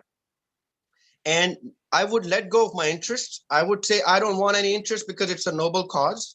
But since my currency is now being multiplied and it's practically existing in the shape of an equity, I would rather be a partner in the equity of either the assets that you're building or the currency that you're trading of Jala.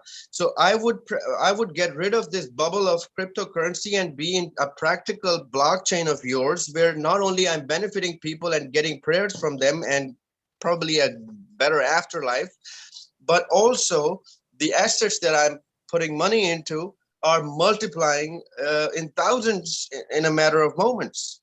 So I would suggest that that the earlier you get into a currency of your own instead of that, and probably even make the banking system of the globe obsolete in a matter of 5 to 10 years, I would say. I know Will's looking to eagerly come in. I'd just like to maybe remind everyone why we're doing this. We're not interested in creating a financial system for the sake of creating a financial system and benefiting on a false economy. We're here to allow people in poverty access to funds that they normally generate themselves in a meaningful and safe way so that they can have housing. And I think if we lose focus and suddenly you think that we're some Bitcoin competitor, then we're going to lose our plot. And I think it also would lead to usury practice, which we're not interested in, which would make the whole system too expensive. And as Mushin explained at the outset, which is where the costs associated with running the platform would then exceed the ability of the people we're trying to help. And so I think that, that's very broadly, and I'm not saying that there'd never be a Jala coin, but it'd have to be very well thought out. It'll have to be but we're not doing that at the moment. We're just creating an accounting system that allows people in poverty to access funds. And that's it. So it's very real. And as you pointed out, this is not what Bitcoin does. We're just creating real things. It's real economy. And we're doing it by helping people who couldn't possibly access funds previously do it. Now, just because they can't go to a bank doesn't mean they don't have an economy. And this is the astounding thing of it. The turnover in the informal economy is significant. And it's significant enough, as Mushin and I discovered. And this was kind of the most fun part of it, where we were talking to people in groups. We were filling basketball courts, not stadiums, but basketball courts with people in poverty asking us about what we were doing. And we're asking them in interesting ways, how much money did they have available? Until we could prove to ourselves, really, that there was enough money in their small economies over 30 to 35 years to buy a house, and it wouldn't put them under duress. And of course, then the implication of them being able to pay back a non-usury loan over a lifetime means that they have, as a family, an asset that they can pass on, and they don't have to pay rent anymore, and they're living appropriately in the entire time. And so I just drive it all back to, yes, Bitcoin and all these things are exciting, but they're not as real as helping people get their own home. Yeah. And so if we keep it that simple, that it's then I think it's very hard to trip up or to get used in the process. I don't know, Mushin, what do you think? Am I talking some sense here? Well, no, I think what you're pointing out is we shouldn't lose focus. Now, it's easy to lose focus in the sense that um, you know realizing what we're really doing, and which I think it, it really gets excited after a while, after you really start to think about it. I mean, if you really think about this potential, it's freaking amazing. Because just imagine there's like let's say 1 million poor people use this, and let's say they each have $100 lying around. Then you have a system uh, that has already 100,000 100 million. or 100 million, sorry, 100 million. But you're sacked. I'm now in charge of finance. Which now can there's this thing about infinite liquidity that I'm fascinated with. Centralized organs can only give you limited liquidity, but Yes. a decentralized system of 65% of the world is like a endless liquidity system, Yes. where finally all the people that are in the system profit from it. So Can you see? now Can you see how truly? this potential, and that brings me back. Sorry, Mushin. Yeah. I was just going to interject So this a is the little bit. potential. No, go ahead. Yeah, this is how dangerous this is. This is incredibly threatening to people who trade money. This is why Mushin is in hiding in an attic, and I've gone off planet. Now, I would like to also get to this question of investors, early investors, people who see the potential of this. And I have been thinking along the lines you are suggesting, creating a fund, because I mean, actually, until we attract the first billion, we're not really even touching the potential of this system, right? Yes. So reaching the first billion, we may take investors along, but the difficulty with floating a coin like that, I know from Holo. Holo has also called the Holo token, HOT, HOT. The Holo token has, I don't know, made something like 400% or within first year, and by now it has made like something like 10,000%. And those are kinds of, those are kind of where VCs, they get all wet, right? So they get all cheered up. They would like to participate in such a thing. And now I think that money is good. I would like to have that money and use that for the Because poor. it would strengthen your cause. Yeah. It would So speed we up have things. so I do get that, but there needs to be some protection within that system, because I've seen what the hollow fuel up and or the hot did within the hollow ecosystem. Yes. And it's really, really demotivating if this thing goes down, which bitcoins and these things, they go up and down all the time. It's very volatile. Using that volatility is cool. I have no problem with that at all. The difficulty, and it's just a question for me, I don't have an answer to that, is I would like to get some of that speculation money. I would really like to have that, and kind of instead of it making tons and tons of money, is finding ways of getting those tons and tons of money to that informal economy. So basically, really, we have to be careful about this. because other than most people understand, I know that there is something like an aura of software. Basically, if you make it to make tons of money, that particular greed is hard coded into the system. This is what I maintain.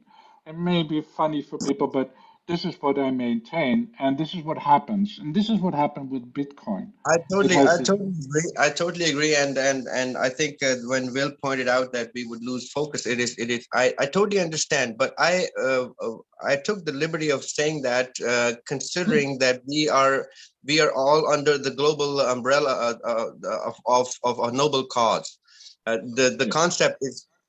Let me underscore that. So the excitement of making money for money's sake is the root of all evil. This is where it all starts to fall apart in my head. We're trying to mobilize funds to get people housed. So all the funds we mobilize will go into their appropriate housing and maybe the small business needs until such time as they don't need it anymore. See, and so the more money that we can accumulate into the system, the more impact we can have on people in poverty. It's totally that. One soaks up the other. It's just that I believe at a certain point, Jala needs to become self-sustainable and independent of all investors.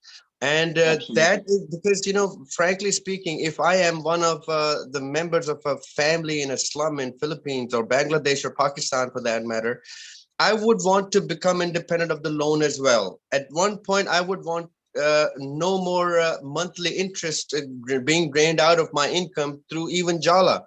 And to be able to do that, I would want some sort of an equity partnership as a poor person in the community, because the motive behind your concept is to empower me and make my system, my family, self-sustainable. And to be able to do that is to, as quickly as possible, get rid of the label of interest, the concept of investors asking you for their return. So the independence of the model has to have some sort of a financial stability into it, and a financial sustainability into it. Is a very important point that you are making, Zubi, because what we're actually asking the people in poverty is a very important question. We're saying, do you want to replace your current circumstance with an improved one? Yeah. And if you do, this is the quid pro quo. You must put in, say, 25% of your gross income as a family into this to make sure that happens for a lifetime, for 25 years. Yes. Are you prepared to do that? Serious question. And I don't think anyone said no yet. There are some people who just couldn't do it, but that's not the same. Everyone we spoke to is aspiring to improve themselves. And if you give them an avenue when they understand it and trust that it is real, they all go, oh, absolutely. Absolutely. We would sacrifice that. We would work hard. We'd all put in. And so it's a trade for a better life, and people will do it. People will want to improve themselves, particularly when they see they're not being used in the process. Mushin, I was just wondering if you wanted to give a solid example based on maybe half a dozen families joining together in a group to borrow money for half a dozen homes, and how that actually works in the Jala model, because I know you'll explain that very eloquently, yeah? And it might give viewers an opportunity to just see how well that works. And once you've done that, if I might sort of drive this in a direction, Zubi, if you don't mind, that there is an application in Pakistan that is very important, and it's not like we're talking about, but Jala has other sides to it that could be very, very useful because it's non-usury, because it's unbreakable. The contracts are done in the cloud. They can never be erased or adjusted by governments or military, or they're enduring because you're doing a deal with your community, not with some bank that can get bombed or removed. If we can head in that direction afterwards, but Mushin, just this example first, I think would really clarify for people the mechanism of buying a home, for example. Yeah. From the perspective of the borrower. Yeah. Yeah. Before I do that, I just want to say that I think a year ago I read more extensively about Islamic banking and how that works. And I think Jala is really kind of a flower of Islamic banking and the possibilities discovered the possibilities of Islamic banking, which was originally, I think, the real free enterprise. The only times we had real free enterprise is when we had Muslim traders do Islamic banking within themselves. But that's an aside. I just want to put that out there and just say Jala is completely Islamic banking compliant, and it even goes a little bit beyond what they do. Yeah, true. Actually, it sounds way better than the Islamic bank. Yeah, yeah. More Islamic than Islamic bank. So a loan functions basically. It's really basically saying we identify. So the houses we did this about was we call it vertical village, and that is Will's concept is really kind of around human-centered, human group centers, community-centered architecture. So it's called a vertical village because really it incorporates a village. So we use that system. So basically, what we do is we get between 7 and 20 people together in a group, um, and that's the Yunus principle. Basically, they say, okay, we vouch for each other that all of us together we're going to make sure that we all pay. So it's a we pay you kind of thing, or we pay us, the larger community kind of thing.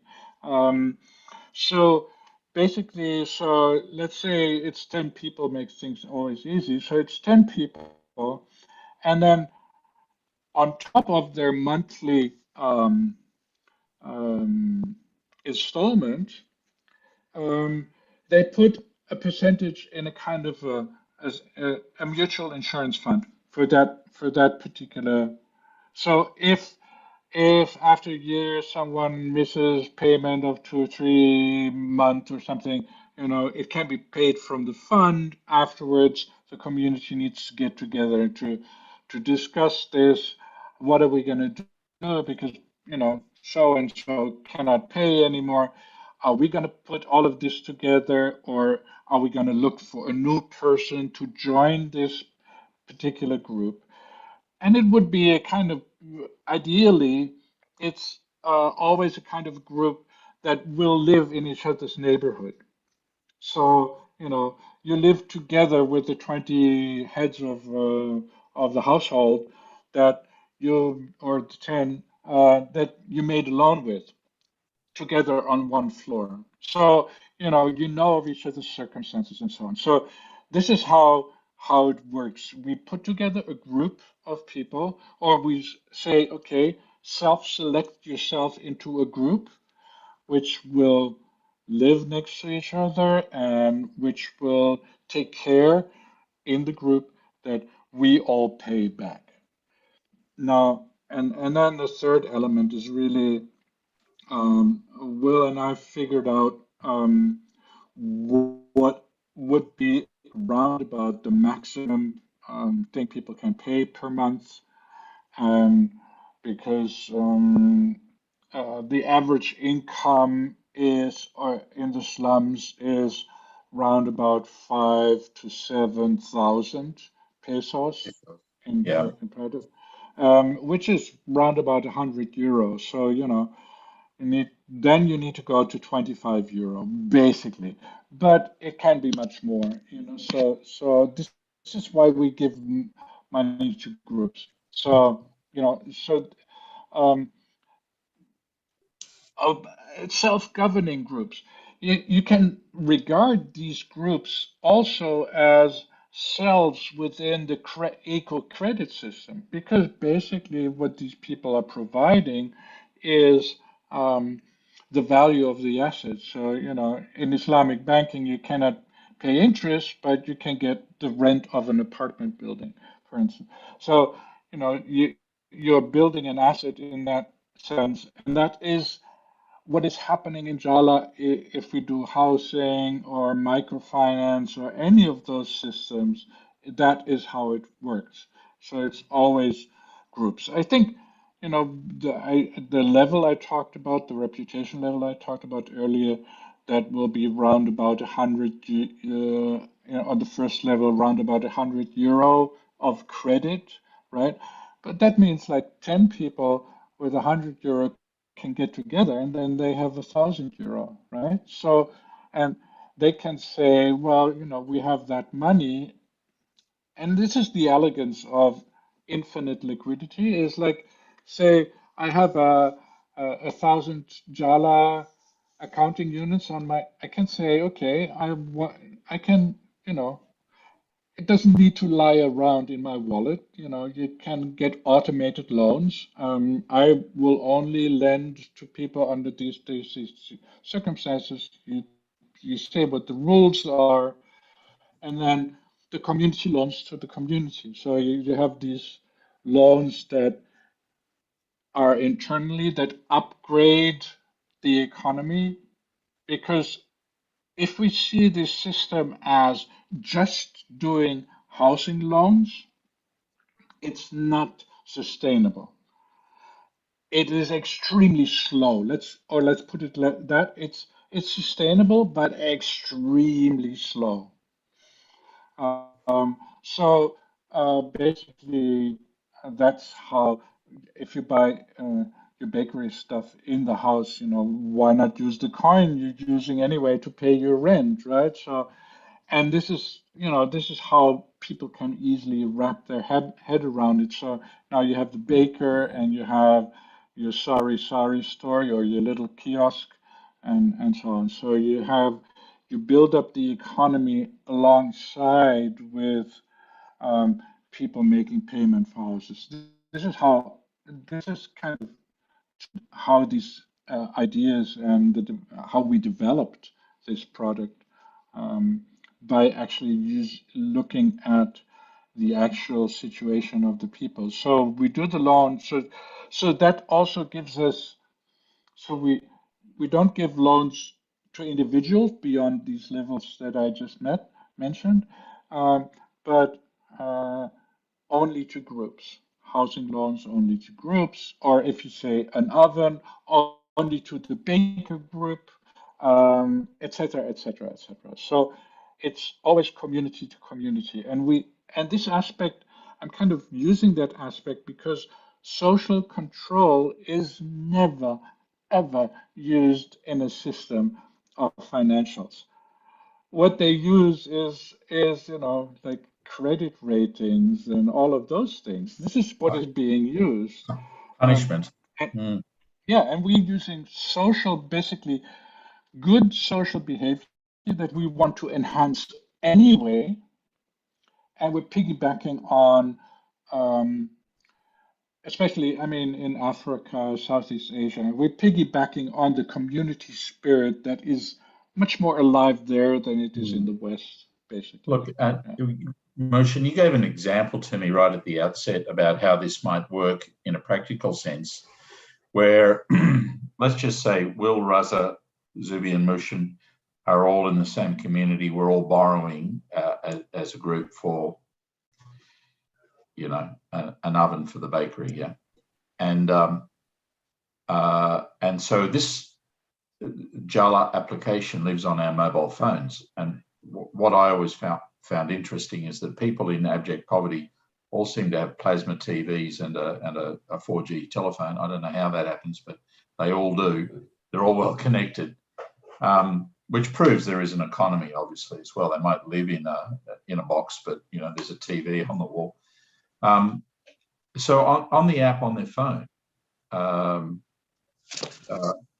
you can make a payment, and just say I failed to make a payment. Then the group gets a text message from Jala. It's just AI. It's just artificial intelligence saying, hello, we've received, thank you for the payment of X towards the oven. But we've noticed that Will hasn't paid in. Could you please explain, is he okay? Is he unwell and unable to pay, or is he slow, or did he forget? What would you like us to do? And then you'd respond, you'd have an A, B, C, or D. And then because we're all kicking in maybe 5% more than we need to satisfy the loan on a monthly basis, we're accruing a kitty that we all own, but we can't touch until the payments are complete.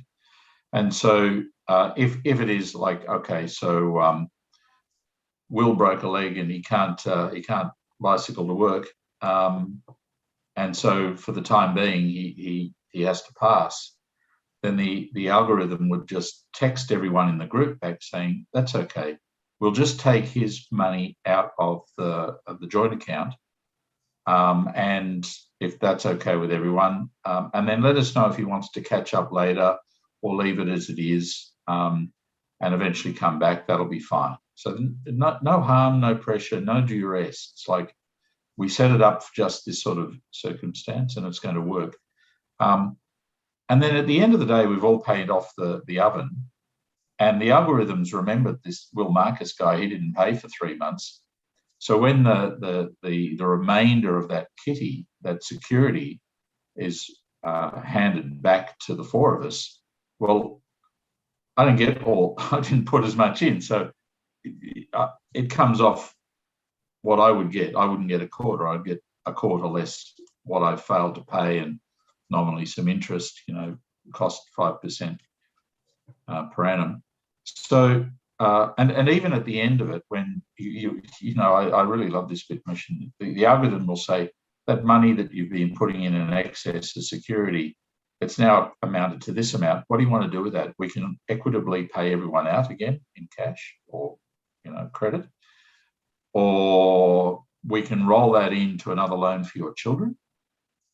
And because you've been so good, their interest rate will be 5% and not 6%, or, that'll be recognized because it was a proven system. Or there are options, or a bit of both.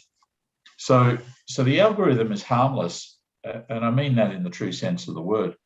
It's not there to punish you if you don't pay and then finally send the bailiff around to put you in jail.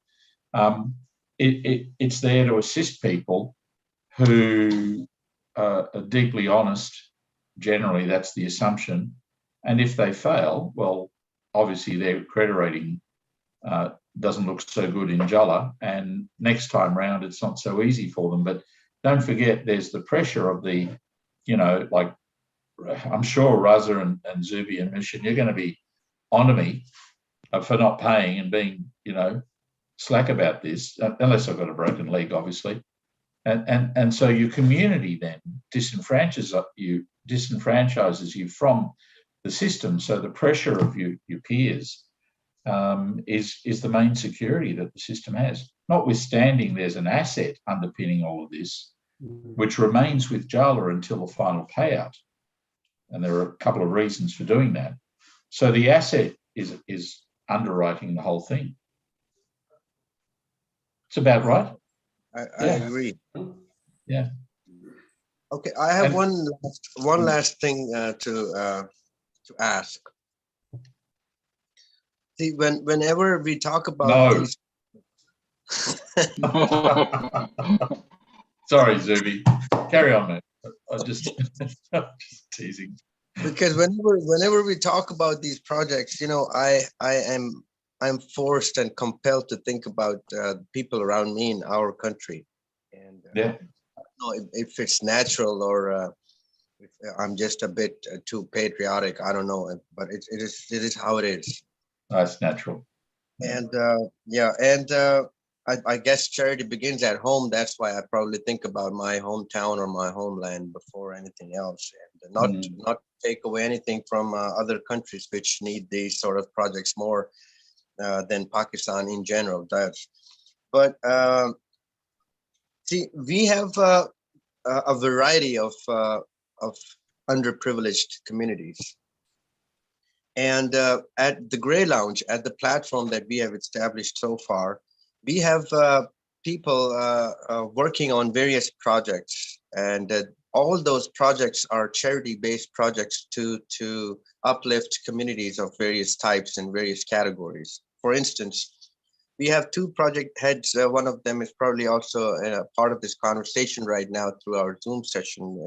She's a young girl. Her name is Hiba Javed, and she has come up with the concept of helping two such communities. One is orphans, and the other part is the transgenders, because the transgender community in Pakistan is probably one of the most suffered and most underplayed and undermined communities of Pakistan, because of multiple reasons. We no need to get into the details, because the details are as ugly as the details that you mentioned earlier about the people in Payaris. So there are various activities that go on with those transgenders. And we were working on certain projects earlier also, when this young girl, she's probably in her early 20s, 22, 23, but she's a social entrepreneur as by birth, I would say, because at this age, when you come up with the concept of helping transgenders or orphans, it means you were probably born a social entrepreneur of some sort. So what happened when she mentioned her project in we have project heads meetings where everybody comes up with a presentation of a project which is based on charity. It has to have a noble aspect to it. It has to have beneficiaries below the poverty line, and it has to have these sort of social elements to it. Otherwise, it does not even qualify within our meetings as a project. So we work this way. Now, when she mentioned the project, I told her that we have already, the Grey Lounge is already working on a project for helping these transgenders in Pakistan, and not just Pakistan. Gradually, also slowly, we would expand to the world, because I seem to have traveled many countries in my life, and I've seen this particular aspect of a human everywhere, because they are the most underprivileged in all parts of the world, and they are the most suffered in all parts of the world, the way I see it, because of various reasons, culturally different and sociologically different. Okay, I understand that, but still they suffer. So we were thinking about a project when she also came up with one, that what we were trying to do was because they are a huge community in Pakistan, and they are registered, they've got their own system networks, of course they've got political issues within themselves also, because where there's a human, there's a political rift going on. So there are issues that could be probably later addressed, but they work as a community all over the country.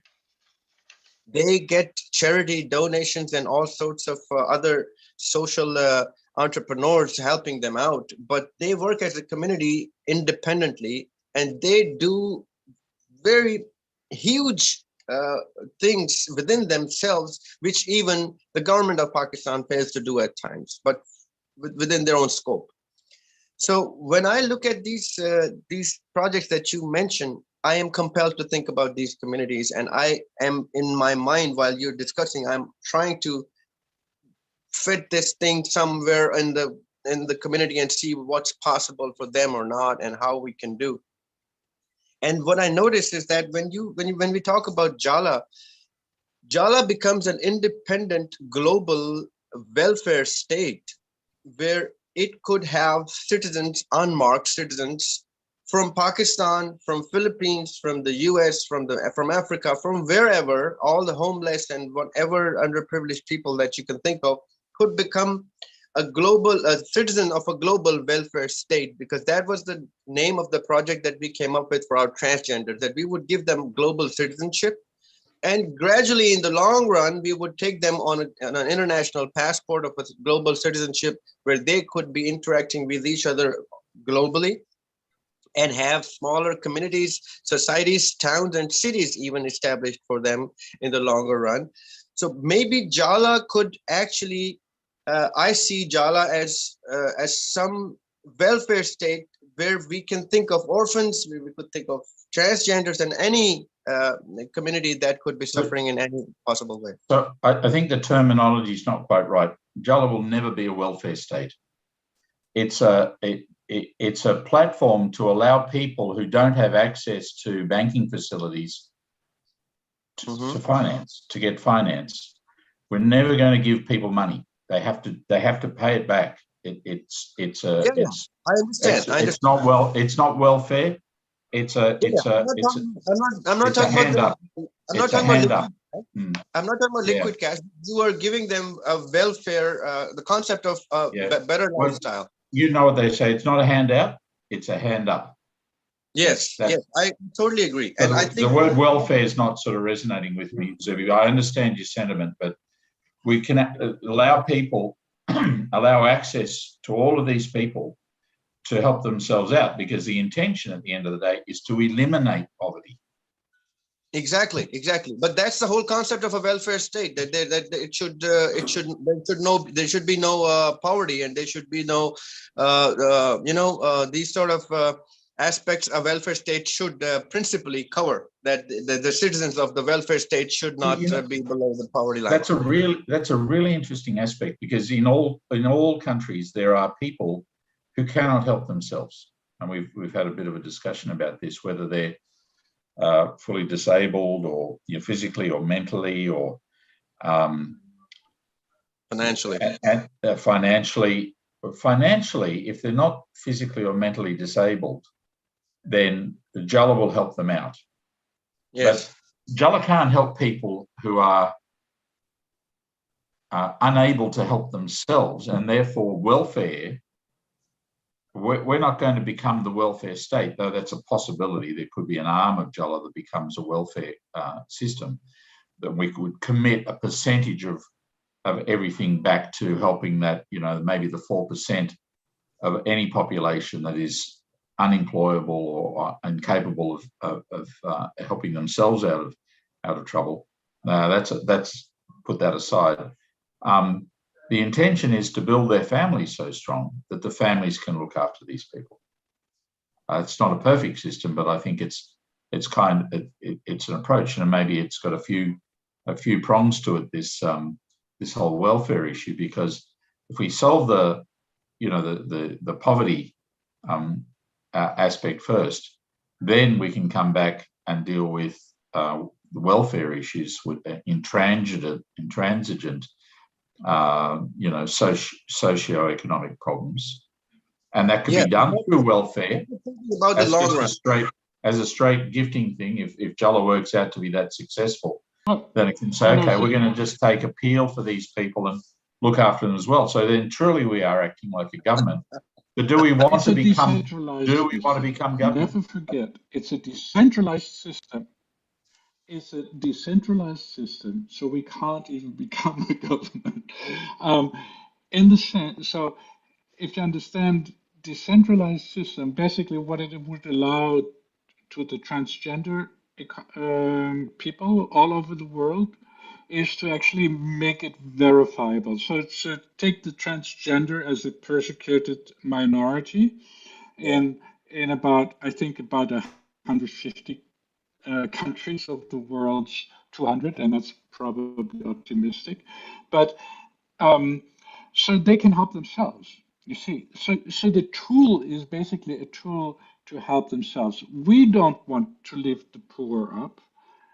We want to give them a tool that they will use to lift themselves up. That the is system is called the system. So I think if we rethink welfare system within the decentralized nexus, it comes closer to the people. Right now, I'm getting my pension because I'm over 65. I'm getting a pension from the German state, right?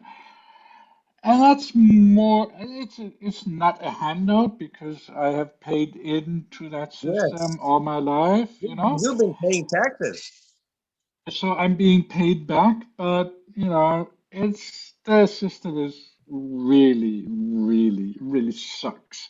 But it's better than no system, right? So, for me, I'm happy about it because, it gives me half of my income that I need per month. And I don't need to do anything. So, but rethinking welfare systems from a decentralized point of view makes it a community system again.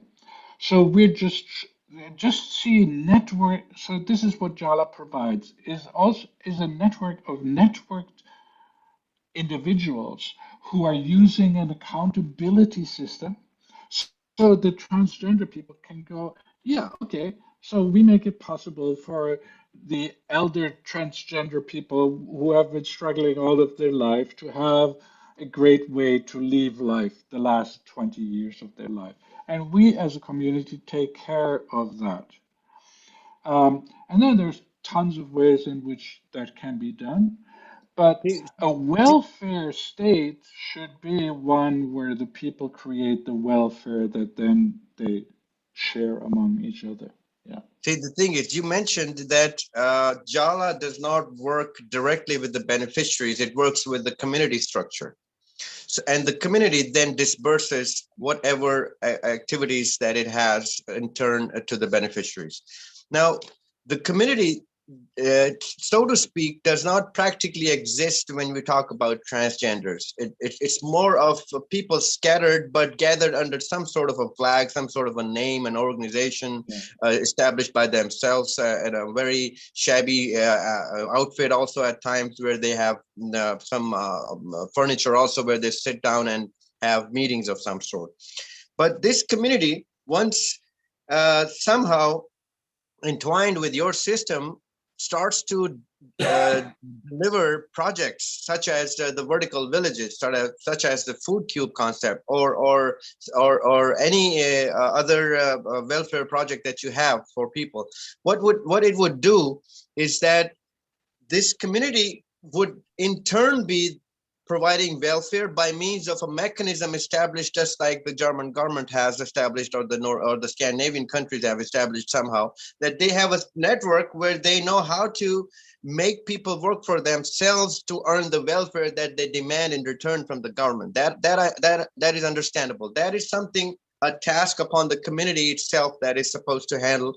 But Jala would give them the meat on the bone when they want to do that, when they intend to uplift the community itself, the beneficiaries itself, and make them sustainably independent. So I'm just looking at 10 years or 20 years from now, that how Jala can actually develop communities within the globe and establish a macro level arm of the Lord, somehow helping people to lift them out of their conditions and make them independent.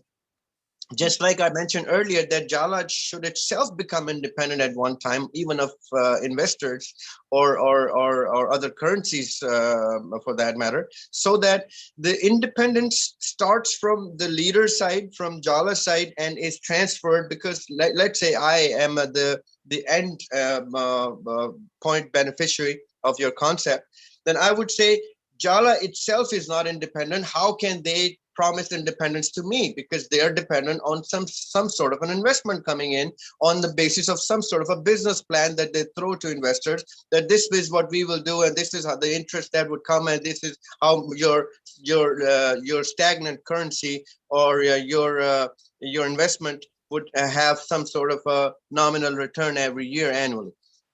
So the independence from the leader side would come down to the follower side, by means of all aspects, be it financial, be it infrastructure-wise, or be it a welfare structure system, or these sort of society aspects. Just like you mentioned, Islamic banking, it means it is already favorable in countries where there are stigmas attached by means of religion or however, or cultural. So you are covering all aspects already. So I'm just loudly thinking that maybe 10 years ahead you could have an eternally purified system of some sort of a divine intervention coming up because of the nobleness of the cause that you have.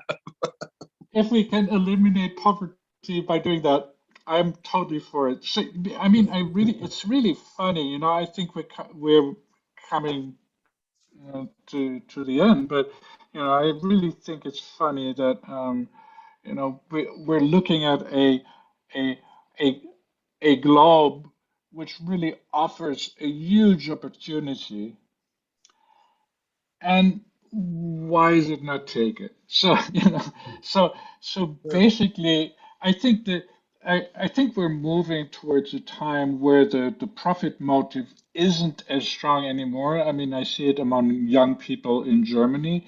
They're not so much interested in making top bucks and driving the hottest sports car for the men, or you know, wearing Prada all the time for the women. So you know, we're moving towards a time that is already thinking about decentralized communities. You know, where the transgender community is a decentralized community. It's all over the globe, but it can come together using this tool. And basically, this is what we would provide. Basically, it's a tool, and we're in the early stages of testing it. So, you know, we need to kick out the jams here and there and everywhere. Um, but I have got one of the greatest developer teams of all times, I would say, I would wager, because this is how we work, right? We just, you know, float ideas, and nobody's saying, okay, it needs to go to this central place, you know. So We have a question from one of our attendants also here in the Zoom session, and I would want to take that question because it's interesting. They say, what would be the definition of a poor person in the dictionary of Jala? a poor person is someone whose existence horizon is something like 3 days. Basically, meaning I know for the next 3 days I can survive. I don't know anything more. This is what I know. So I would. This is what is poor. This is very poor, and then poor would be, from my point of view, if uh, if 80% of your money goes to food, then you're poor. So I'm not taking absolute numbers here. I'm taking relative numbers relative to the people.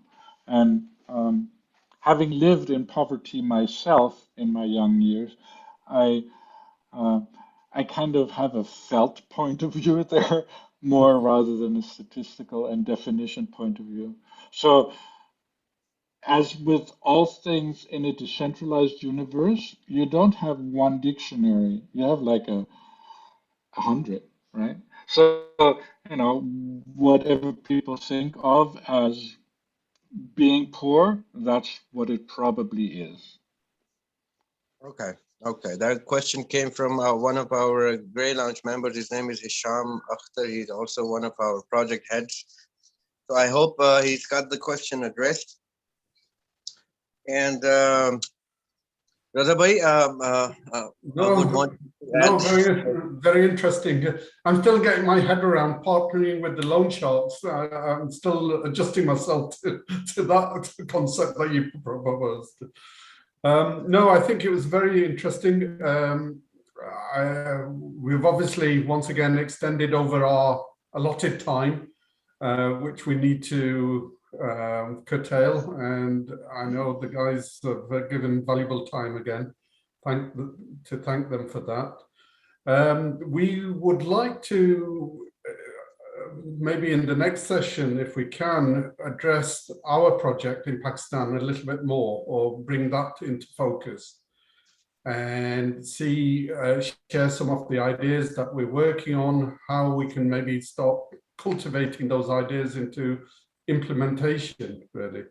So really closing off from my side, I think, once again, thank you, Mushin, thank you, Will, for your valuable insights. And it's very fascinating. I could sit here and listen to you guys all day long. Thank you It is so true. very much. It is Yeah. so true. It is. It is. I think I can safely say that I try to look at various programs all over the internet most of the day, so that I could actually find something meaningful out of my 24 hours of the day. And but these 2-3 hours that we've spent, I can safely say that these were the most meaningful few hours that I have spent in years, because of the beauty of the concept of what you two gentlemen have brought to the system, to the world, inshallah, by the will of the Lord, very soon practically implemented all over the world. I would pray for that. And I thank you, gentlemen, on behalf of the Grey Lounge and Raza Bhai, of course. I thank you both for your time. And yes, in our next session, if we could also focus on mainly on the projects that you have in your plan, in the kitty, in your bag of goods for Pakistanis, the people that are the beneficiaries who direly await for miracles to happen. To be honest, in countries like Pakistan, it is no less than a miracle if such a project lands for these people in Pakistan. And in the current age, thinking about these projects for bringing people out of their misery is the thought itself is as noble as it gets. And I salute you, gentlemen, and the people behind you and the people with you in your teams that have put endless efforts to make these concepts visibly possible on paper and practically possible on the ground. I thank you, gentlemen. I thank you, Raza Bhai, for your time, and it is no less than an honor to be a part of these conversations, and whatever I can do to make these sort of projects practically occur in Pakistan or other countries, I'm available at your dispense. I thank you, gentlemen, one more time. Thank you very much. Zubi, thank you. I really enjoy these discussions, I must say, and appreciate your support. I know, Raza and Zubi, that your backgrounds and how you want to work this, we greatly appreciate that. We're ready at your service whenever that will be, I can assure you. Thank you. Thank you very much. And And until next Tuesday, we bid farewell for now. And it also gives me a lot of food for thought. And I would probably try to bring some sort of a questionnaire for the next session, so that and from our team members also, they keep throwing questions at me. We did not find time to bring those questions this time around, but next time, next program, we would have a 20-minute, 30-minute section where we could talk about we address the questions that people have sent across to us by names, and so that when they get to see the program, they would get the answers to their questions. Great. Enjoy the rest of the day and the rest of the week, and look forward to seeing everybody next week. Thanks. thank you. Thank you. Thank Cheers. you. Thank you. Bye-bye. Right.